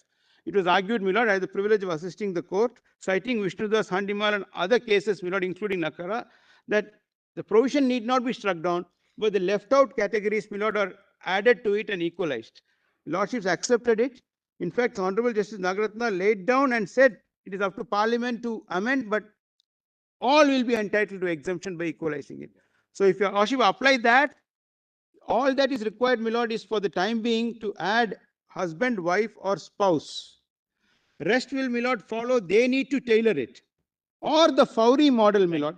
Thank you, Mr. Very grateful, my lord. My lord, age, on the age issue, there is a request that in case the Special Marriage Act is to be interpreted, my lord, the default age be kept at 18 for, my lord, the third gender. And so, keeping in view the Indian Majority Act, my lord, so that there is no, my lord, disparity there or a doubt or ambiguity there. It may be said that man and female, there is an age, but for the third gender, it may be kept at the least common denominator of 18, my lord, because it is a right which is recognized.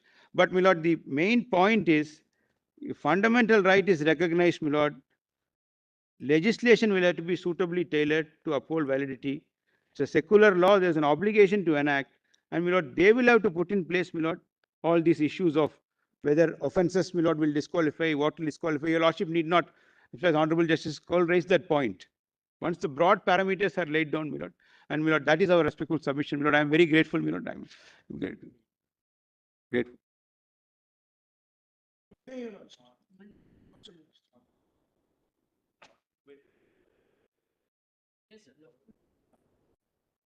Thari, Anita Shenoy, Dr. Menaka Guruswamy, Saurav Kripal, Vindra Govar, Karuna Nandi, Arundhati Kajju, Raghav Avasthi, Shivam Singh, Namit Saxena, and Manu Srinath.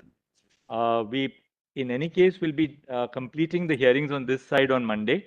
So please, I would suggest that all of you, learned counsel, have a meeting between yourselves, so that you ration time between yourselves. It's very difficult for judges to, you know, to curtail anybody, and, you know.